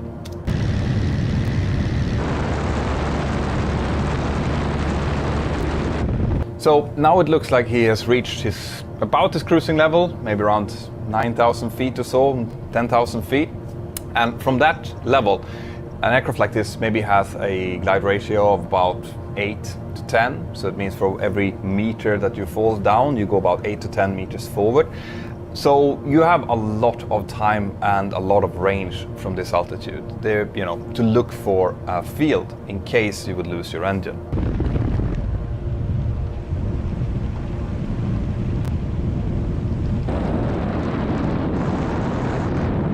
So here's the next kind of thing that people have been talking about here, and that you can see when the engine failure occurs. You can see that the engine stops pulling the aircraft forward and it kind of wiggles a little bit. That's when it stops working. After that, it's just windmilling in the air. And already at that point, you can also see that the door is a little bit open. And people have been pointing to that like, it looks like he's prepared for this. But it doesn't need to be that way. We don't know how he has been cutting this. It's a possibility that he's had problems with the engine for a few minutes or so, and that he's opened it as a precaution. I'm not saying that's the case. I'm saying that there is a possibility that it is that way, because we don't know how he has been cutting the video. Now, what I am seeing here though is something which is a little bit weird, which is how he's pumping the controls. Generally speaking, if you do have an engine failure on a single engine aircraft, so you don't pump the control, you don't try to get the nose up. Instead, you want to get the nose down and you want to achieve the speed for best glide angle. That's the speed where you'll be able to reach the furthest. You'll be able to reach as far as the aircraft can possibly go to be able to find a suitable landing spot. And that's what you should be doing. You should be achieving that speed and looking for a place where you can put this aircraft down safely. But by pulling it like this, the speed is now decreasing, and the only idea that I can have for him doing that is to get the propeller to stop windmilling for, you know, effects for the video basically.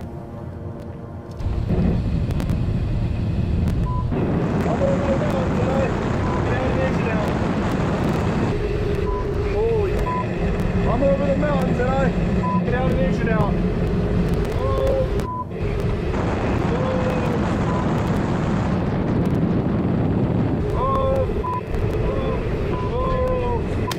Okay, so what we're seeing now, this is pure drama, this is pure Hollywood, okay? Because he's clearly had the sense to take his GoPro camera up, that is his handheld GoPro camera, you can see that on the video, and then he is, you know, pretending basically that he's in full-blown panic here and he doesn't know what to do. But if you have the frame of mind to get your camera up and start filming yourself, you're probably not that stressed in reality. So I don't buy this part of it for a second. What would have been really interesting to see here is that camera, the GoPro that he has behind him, which is filming up towards the engine instrumentation. Because what you really want to know here is what happened? Why did the engine stop? Engines tend to give a little bit of warning before they stop. You know, the oil pressure might go, the temperature must start rising, things like that. So generally, it doesn't just stop from nowhere. And I am guessing that the FAA is going to want to see that footage as well. You can actually see here as well, which is interesting. You see how he's slumped forward? This is one of the reasons why you don't really want to fly with a full parachuting rig on, because it's quite big, so it's going to be really uncomfortable to sit and fly that way. Now I want to take this opportunity as well to point out for those of you who are asking, like, well, you know, isn't it a great idea to have a parachute with you? I would. There are some pilots that will carry parachutes, all right? It's typically glider pilots, aerobatic pilots, fighter pilots. The reason they are flying with parachutes, it's not so that at the first sight of any kind of problem they will jump out the aircraft. No. It's because they might, for example, gliders, they're normally flying quite a lot of them under maybe the same updraft, so there is a risk that they might fly into each other, to have an in-flight collision. And if that happens, then the aircraft might not be airworthy anymore, so they might need a parachute to jump out safely. The same thing goes for aerobatic pilots. If they were doing aerobatics and for some reason they're overstressing the aircraft, there might be a structural failure of the wing, for example, and then they have to jump out. Very similar to what happens to a fighter pilot. So what I want to point out is that those parachutes that they are carrying, they are for catastrophic situations only. And also, they only have these emergency parachutes, the small ones. They only have one chute. Generally, they're the round type, very hard to maneuver, not a parachuting rig like this.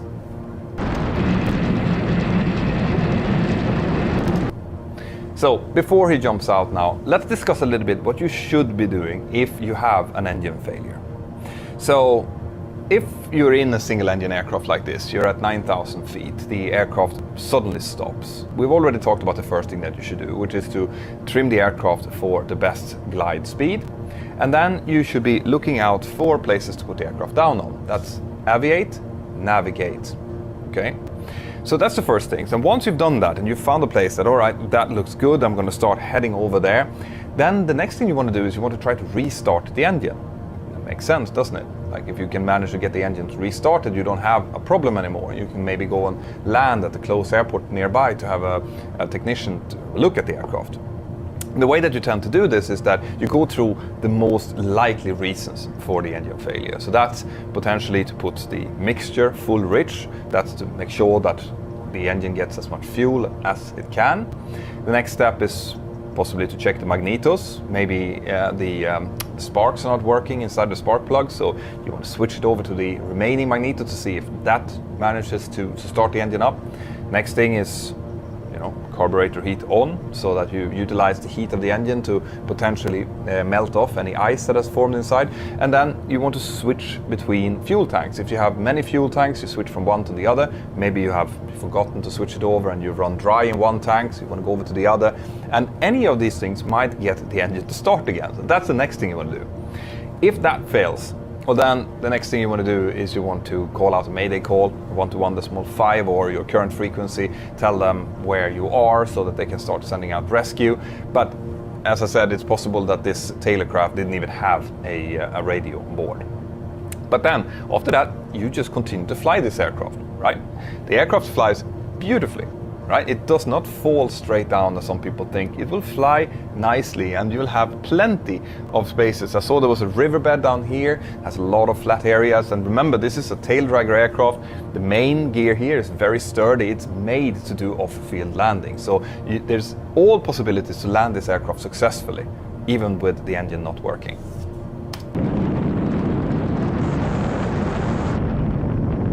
And there he jumps out. So effectively, this is where he stops aviating. Now he's left this aircraft to its own accord, right? It's gonna go and do whatever it does. One thing that I do notice though, and that Pilot Blog, another YouTuber, pointed out, is that as soon as he lets go of the yoke, the aircraft pitches forward. That indicates that it's trimmed forward, right? And that's a very strange way of flying an aircraft. Normally you trim the aircraft to fly wings level because that means the less work for you.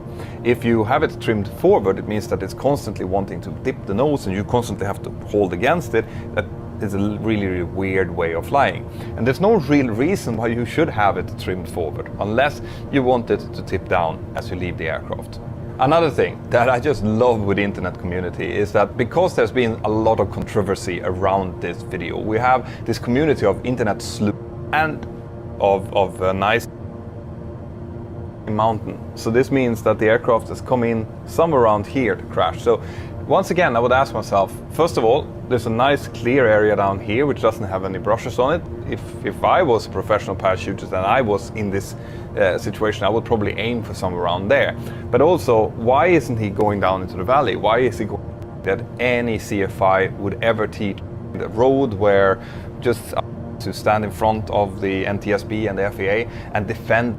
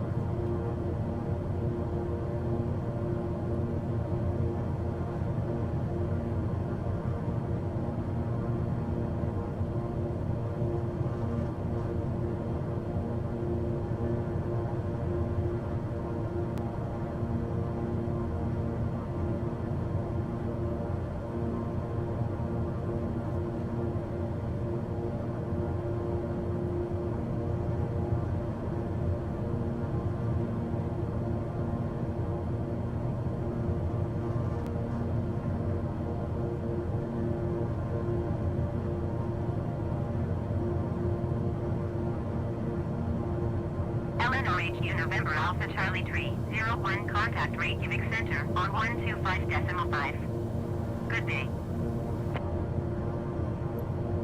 125.5 LNRHU November Alpha Charlie Tree 01.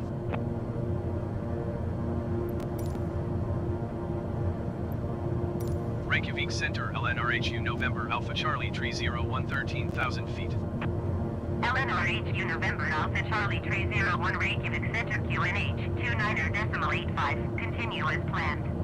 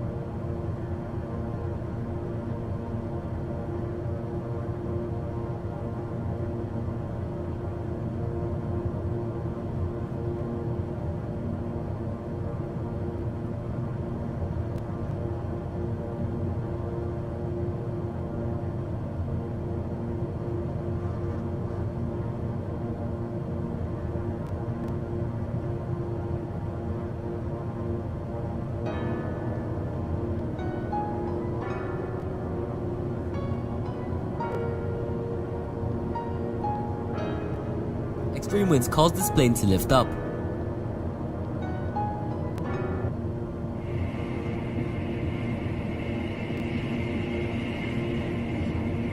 This I-858 Pucara performs a low flyby.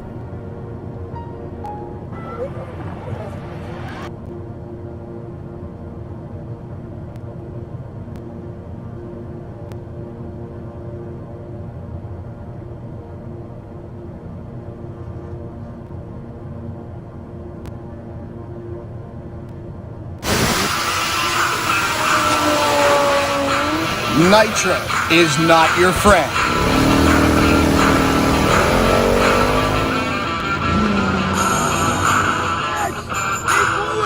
Horseshoe!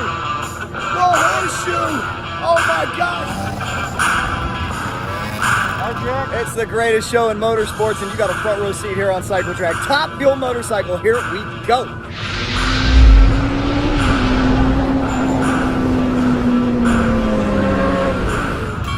We welcome you to the final qualifying session for Top Fuel Motorcycles here at the Fuel Tech Man Cup Final, South Georgia Motorsports Park, presented to you by 190hookup.com and MTC, all the way from Tokyo, Japan.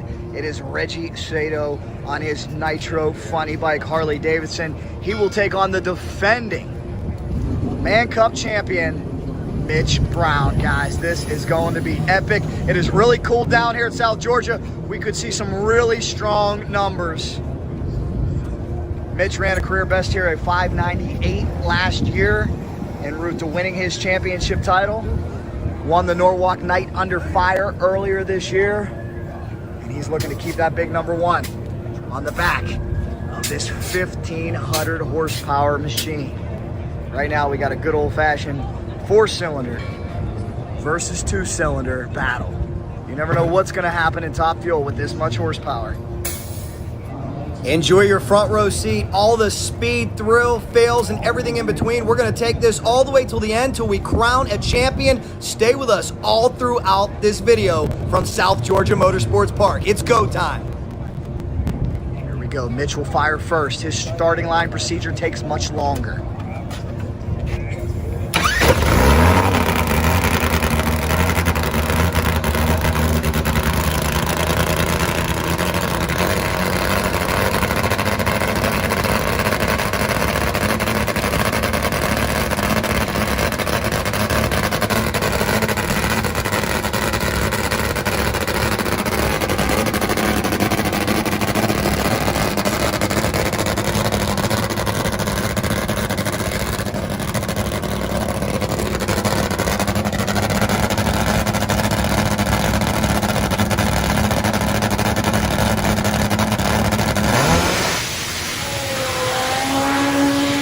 Top Fuel Harley versus Import. You may want to grab a snack for this one. By the way, let me know in the comments, what do you like to eat or drink while watching Cycle Track? Enjoy.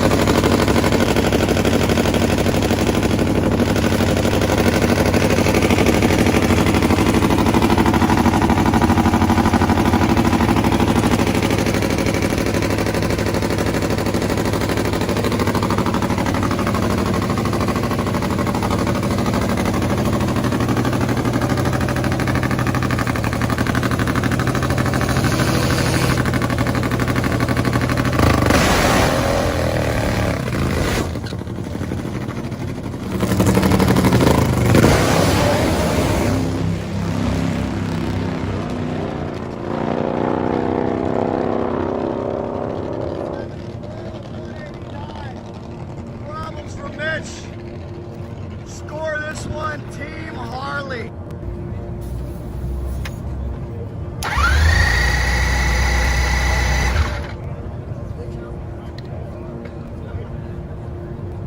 This is a very tough break for Chris Hand, a veteran who's been doing this nearly 4 decades.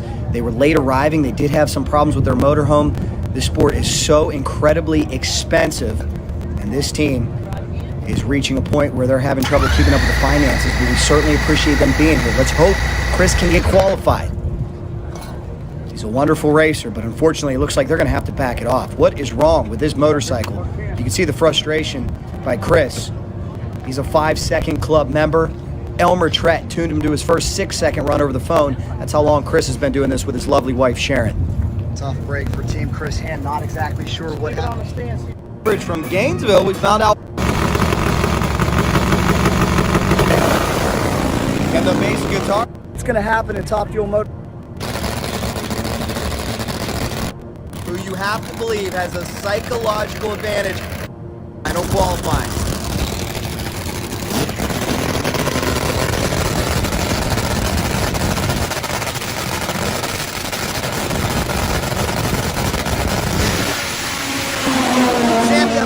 Dave on a pass. Oh no, Dave drifting left, crosses the center line. This is what we feared.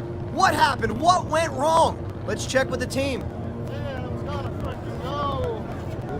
Not what I wanted to see. From the right lane, not exactly sure what's going on. You could tell by the perplexing look on the crew's faces. They don't know either. They'll take it back to the pits and try to figure this thing out for eliminations. The crowd loving this show. I hope you are too. Let's get it on. Is it the day here at South Georgia Motors?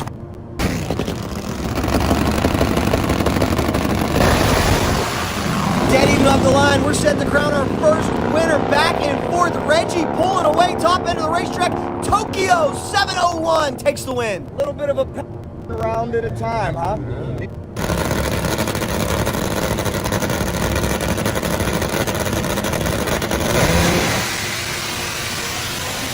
It's time for a thrilling showdown between teams. Giving him a hard time saying he has a golden horseshoe. He certainly has had some favorable lucky breaks, but you can't say they haven't earned it.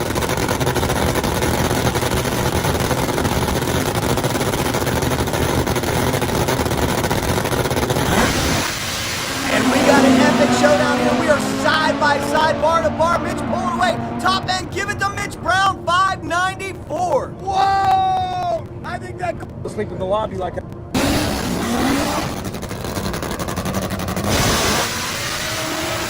A giant showdown. Collectively as a group, the Top Fuel motorcycle racers decided to let Chris Hand race, even though he did 1,500 horsepower and nitromethane can have a mind of its own.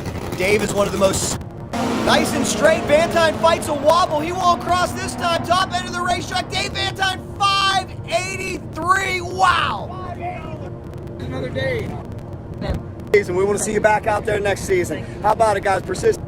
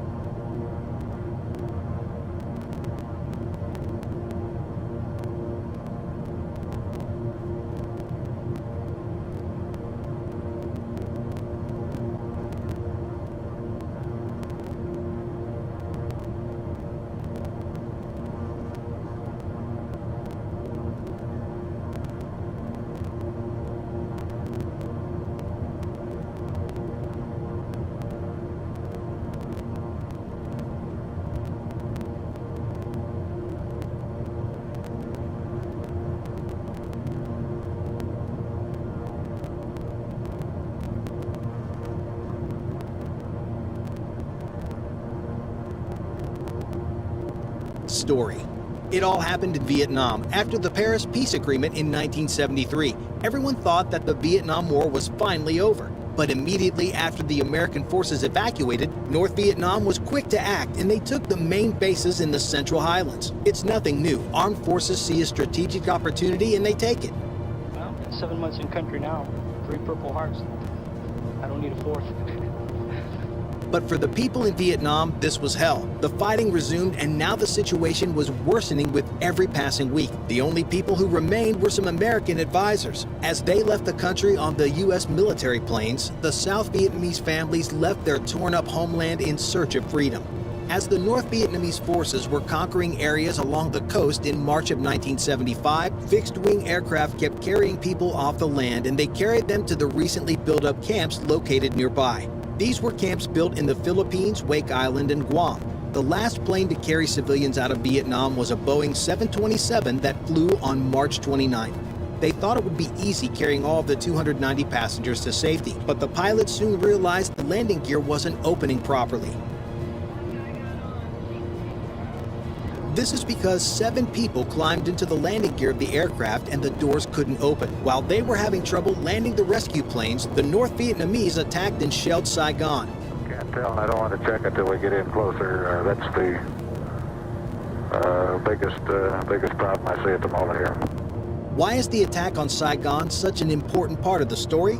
Well, it's because Buong Ly and his family were located on Con Son Island. It was only 50 miles away from the south coast where the armies of North Vietnam were located. Since there was a small military base still controlled by South Vietnam and used as a prison camp, Buong was sure that the forces would be heading to the island in no time. He took his wife and children and all of their possessions that they could carry. They got on the O-1 Bird Dog, which was a modification of the Cessna 170, and flew away. They had no idea where they were going. They didn't even know if they would land somewhere safe. They just knew they wanted to get out of there. As for the plane, it was a simple 1-pilot, 3-passenger configuration with a wingspan of 36 feet 11 inches. The empty weight of the aircraft stood at 1,205 pounds, about 550 kilograms, and the gross weight was 2,200 pounds, or 1,000 kilograms. Everything was powered by a single Continental C-145-2 air-cooled flat-6 145 horsepower engine. This allowed the plane to reach a max speed of 140 miles per hour and a cruise speed of 120 miles per hour, which is equal to 190 kilometers per hour. The fuel capacity of this aircraft was 20 gallons, and these 20 gallons could take you 500 miles away. Because these planes were easily maneuverable, they were used on scouting missions and could take off and land at the drop of a hat. The military loved them because they would smash that like button just like you should if you haven't done so already. But no, in all seriousness, what they really did was mark the enemy troops with white phosphorus rockets, which would then help guide the airstrikes in the future. Had the Bird Dog left the runway from Con Son Island with a full tank of gas, this would have been a different story. They had very little time and they had to act fast. As if that wasn't bad enough, we would like to point out that because this Cessna didn't have the state-of-the-art navigational equipment that would allow it to fly over water. And that's not all. The Bird Dog also didn't have a radio, so they had no way of contacting any U.S. ships and aircraft. And even though they risked their lives, Buong and his family knew that the seas were controlled by the U.S. Navy, so they figured they had a better chance of survival because there was definitely no freedom inside the country where communist forces and their leader, General Van Tien,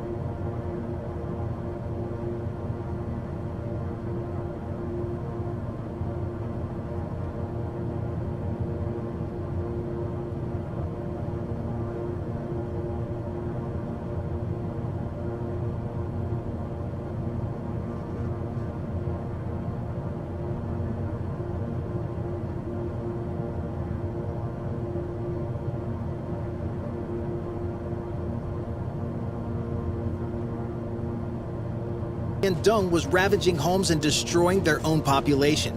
Just before this happened on April 29, 1973, Admiral Chambers was given direct orders to leave the USS Midway and stay near the water of South Vietnam as they would take part in Operation Frequent Wind. The Admiral, of just 3 to 4 weeks at the time of his call, had no option but to head off to Vietnam and help evacuate the remainder of the US and South Vietnamese. From April 19th to April 29th, they sailed to Vietnam. Chambers didn't think that the operation had already started, and even went so far as to claim that he had received no official orders that the operation had begun. This all changes when the Vice President of Vietnam landed on the USS Midway. Immediately after, Chambers knew that the operation had already begun. As soon as they realized what was happening, helicopters carrying refugees from Vietnam flooded the aircraft carrier, and a lot of lives were saved that day. When looking at Operation Frequent Wind, we need to realize that this was one of the first of its kind.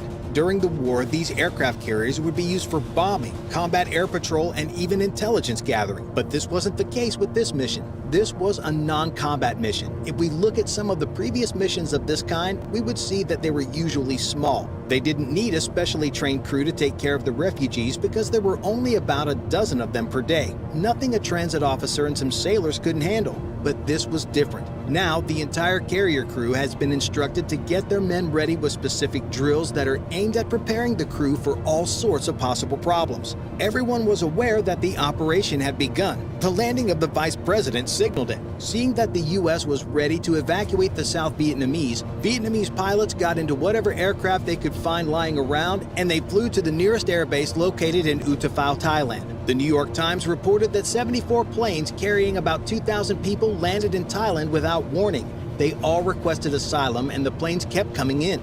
At first, Thailand said they would return the aircraft to South Vietnam, but later realized this would be impossible. While this was going on in Thailand, on the flight deck of the Midway, helicopters kept landing like bees in a beehive. As the choppers were landing, the Sergeant-at-Arms searched all of the South Vietnamese arrivals for weapons and bombs, and then they would take all the Vietnamese money they carried with them, which was useless at that point. All of the sailors who were trained for battle missions were now escorting the elderly, the parents, and the children to a special area known as the Island. This is where they received food and medical care, while those that were in dire need of help were rushed onto other ships to be taken care of. Slowly but surely, the hangar below was filling up with luggage and aircraft. The Midway was unable to take any more passengers on board. While all of this was going on, an Air Force major from South Vietnam took his family and everything they could carry, placed them inside a Cessna 01 Bird Dog, and took off. His name was Buong Lee, and he bravely flew the Bird Dog out at sea. This is where he spotted the Midway. The crew from the carrier immediately tried contacting him with emergency frequencies, but to no avail. The Cessna kept flying circles above the Midway with the landing lights turned on. Before they could tell the aircraft to go away, one spotter saw that there were a lot more people inside that plane. He said that there were at least 4 people in that aircraft, and they didn't want to suggest ditching the plane. It was overloaded, so landing on water would mean they would sink before escaping. Several times he circled the aircraft carrier, and after 2 unsuccessful times at dropping a note, the note finally made it onto the Midway. When they opened it, it read, "Can you move the helicopter to the other side? I can land on your runway. I can fly for 1 hour more. We have enough time to move. Please rescue me. Dr. Buong, wife, and 5 child." Immediately after receiving the note, Chambers talked to Admiral William L. Harris, and they both decided that they could allow this mysterious Cessna to land on the aircraft carrier. They immediately removed all of the arresting wires, but they still couldn't make enough room for the Cessna to land. Seeing that the problem was caused by the numerous helicopters on board, the Admiral ordered all of the helicopters to be pushed off the carrier, and that's how $10 million were dropped at sea. As Buong was preparing to land the plane, the bad weather prevented them from landing quickly. While the family inside the Cessna was battling the weather, 5 more helicopters landed, and they were also thrown into the South China Sea. Finally, the aircraft cleared the ramp and touched down on centerline at the normal touchdown point. Had he been equipped with a tailhook, he could have bagged a number 3 wire. He bounced once and came to a stop abeam of the island. Amid a wildly cheering, arms-waving flight deck crew, Chambers said. He congratulated Buong on his act of bravery and said that any man who is willing to put his family through that much trouble hoping to take them to freedom deserves to be saved. And if anyone is wondering what happened to the plane, it's currently on display at the Naval Aviation Museum in Florida. Bye for now.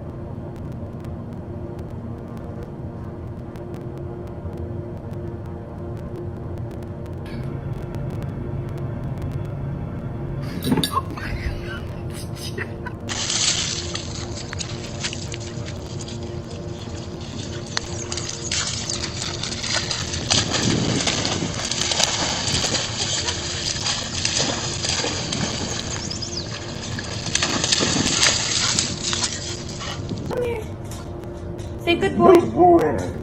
Good boy, yeah. Say, oh wow. Say, oh yeah. There you go.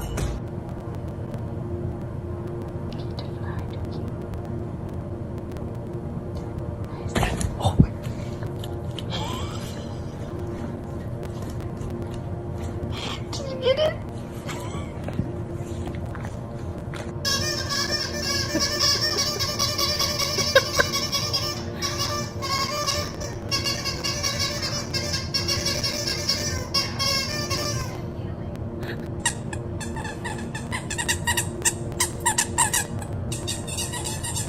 Thanks, Mom.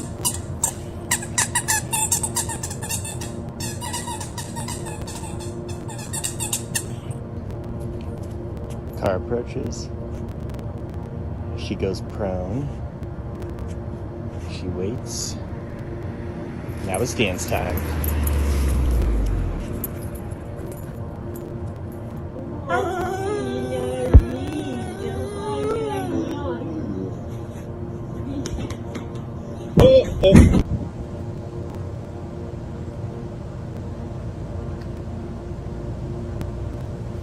Yo, Jesus, buddy. I thought you were dead. Good Lord, don't do that to me. Stop. Hey, not helping. Stop! Get out of here. I have to bury all the holes that you dug. Get Maya.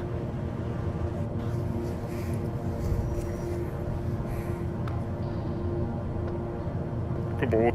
Sit. Stay.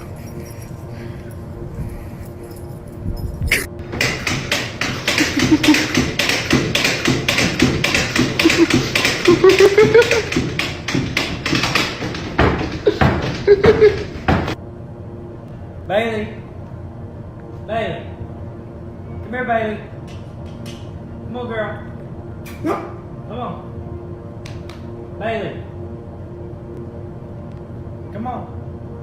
Really? Spike. God, so fine.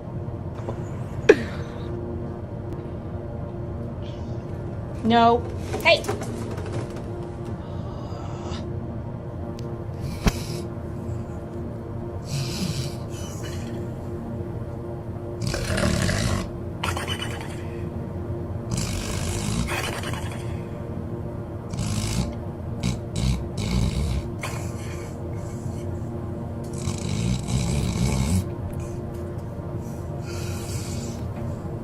I'm going to show you what he does when I sit on the floor. He'll come over here. Oh, here he comes. You're so crazy! Oh.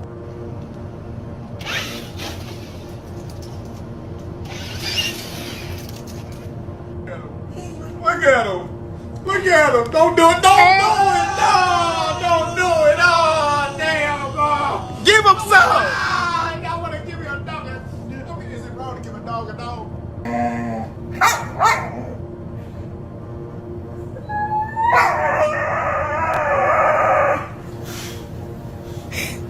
quanto ti piace questo gioco?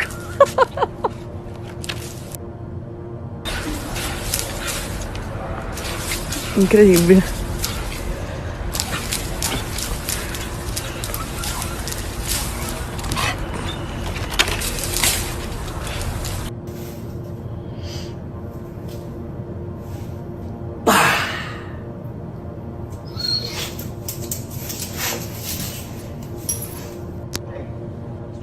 Go get your rope. Go get it. Get another toy. Go get your toys.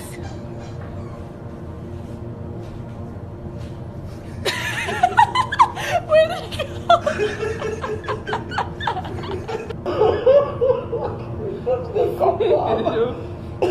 Você tá aprontando de novo no filho. O que você quer, filho? Está... Baby, they were too busy for a pup cup. I'm sorry. I'm sorry. They were too busy.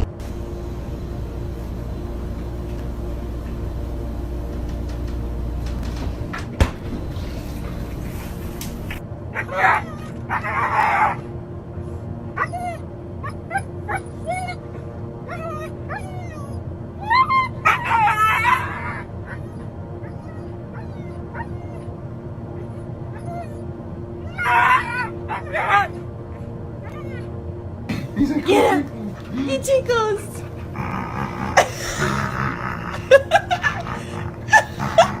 He tickles. Mac, you want it? You want it? Alright. Pack it. Come here. Hey, not yet. Come here. You can get it on 3. 33. 23. 300. 3 million. 3. Good boy. Carmilla, I said no. I said no. I said no. Back up. Back up. You got the wrong one. Ow, bitch.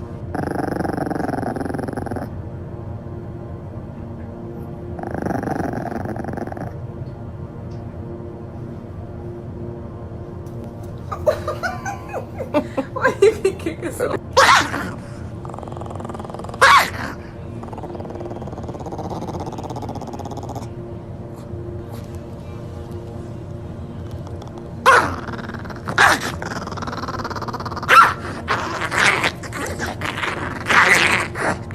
If you're hungry and you know it, say, oh. If you're hungry and you know it, say, oh. If you're hungry and you know it, and you really want to show it. If you're hungry and you know it, say, oh. Hey Frank, do you want lunch? You already went to Bojangles. You didn't call me? I appreciate that, buddy. I'll see you in a little bit then.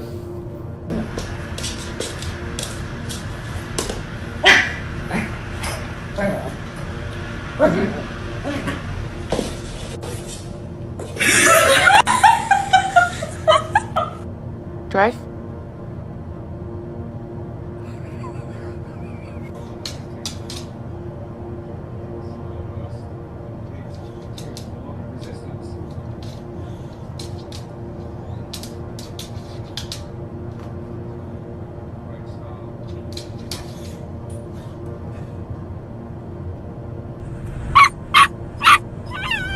Hey, pipe down.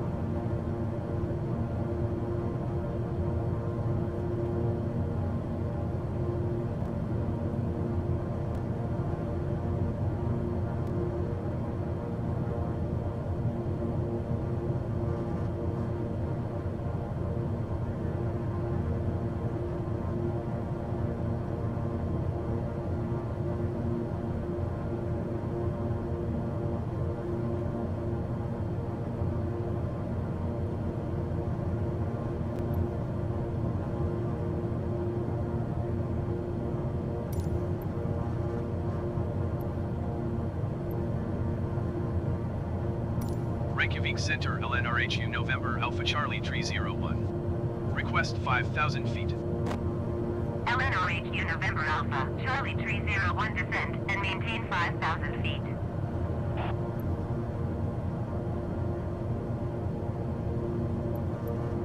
Descend and maintain 5,000 feet. LNRHU November Alpha Charlie 301.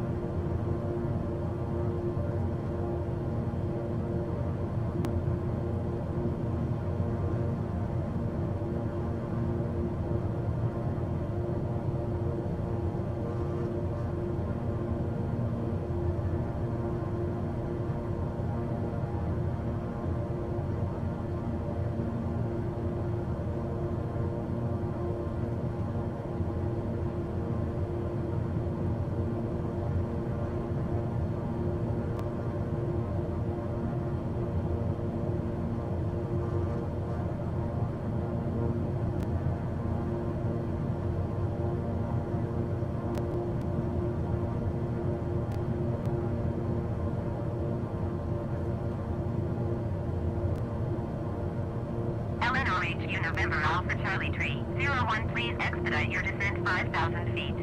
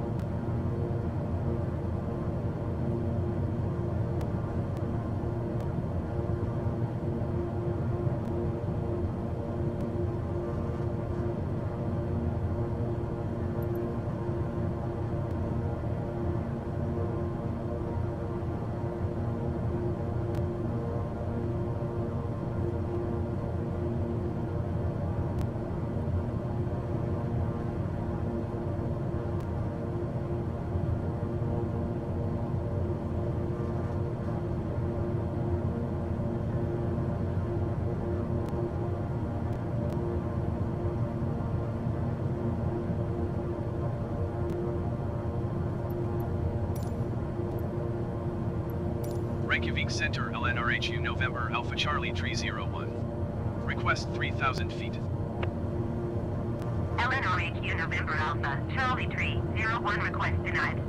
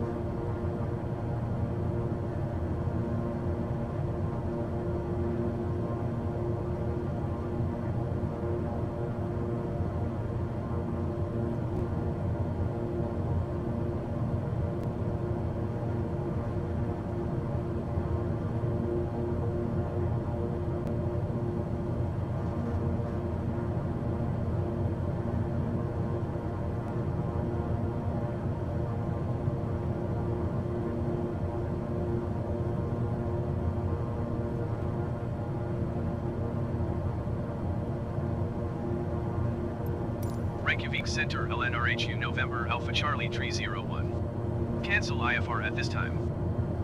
LNRHU November Alpha Charlie 30.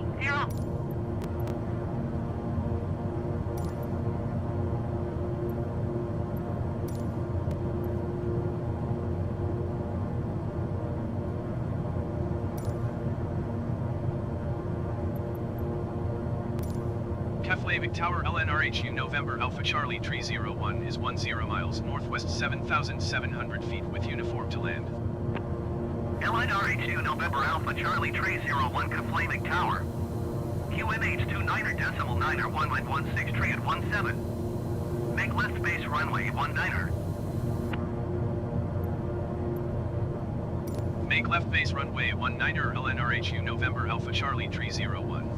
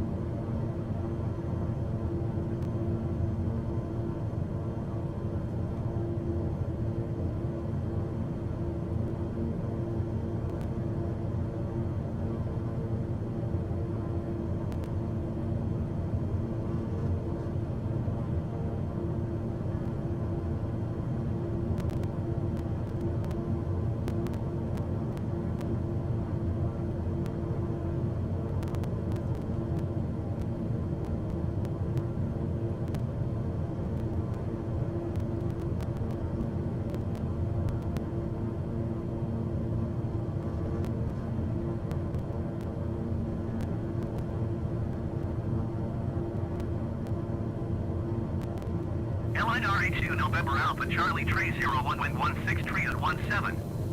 Cleared to land runway 19er.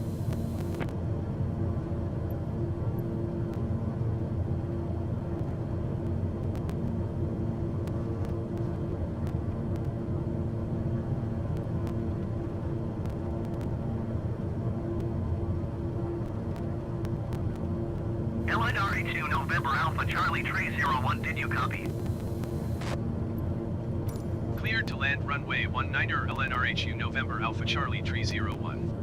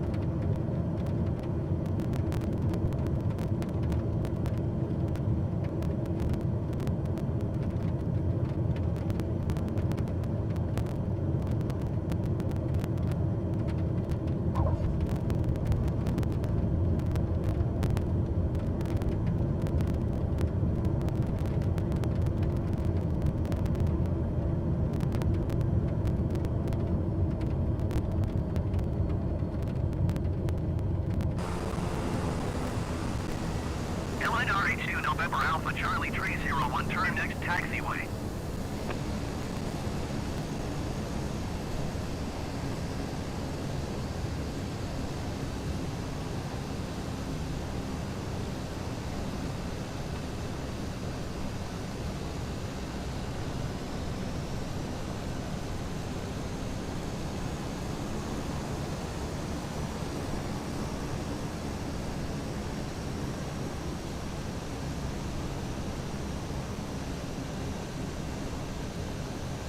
Airline RH2 November Alpha Charlie 301, turn next taxiway.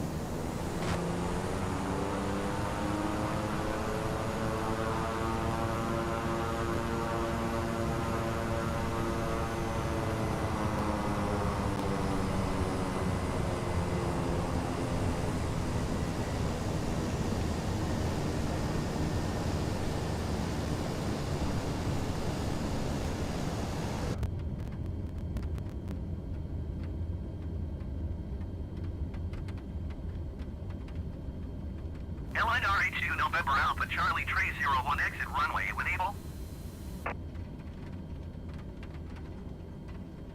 Airline RH2 November Alpha Charlie 301, contact ground on 126.2.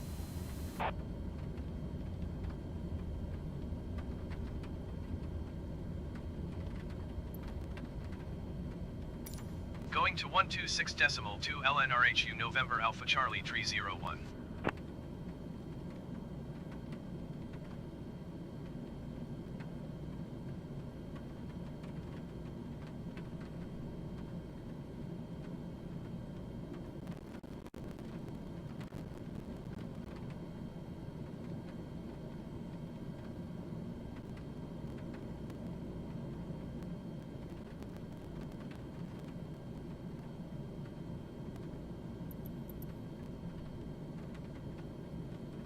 Keflavik ground LNRHU November Alpha Charlie 301, taxi to parking. LNRHU November Alpha Charlie 301, taxi to general aviation parking via taxiway Sierra 1.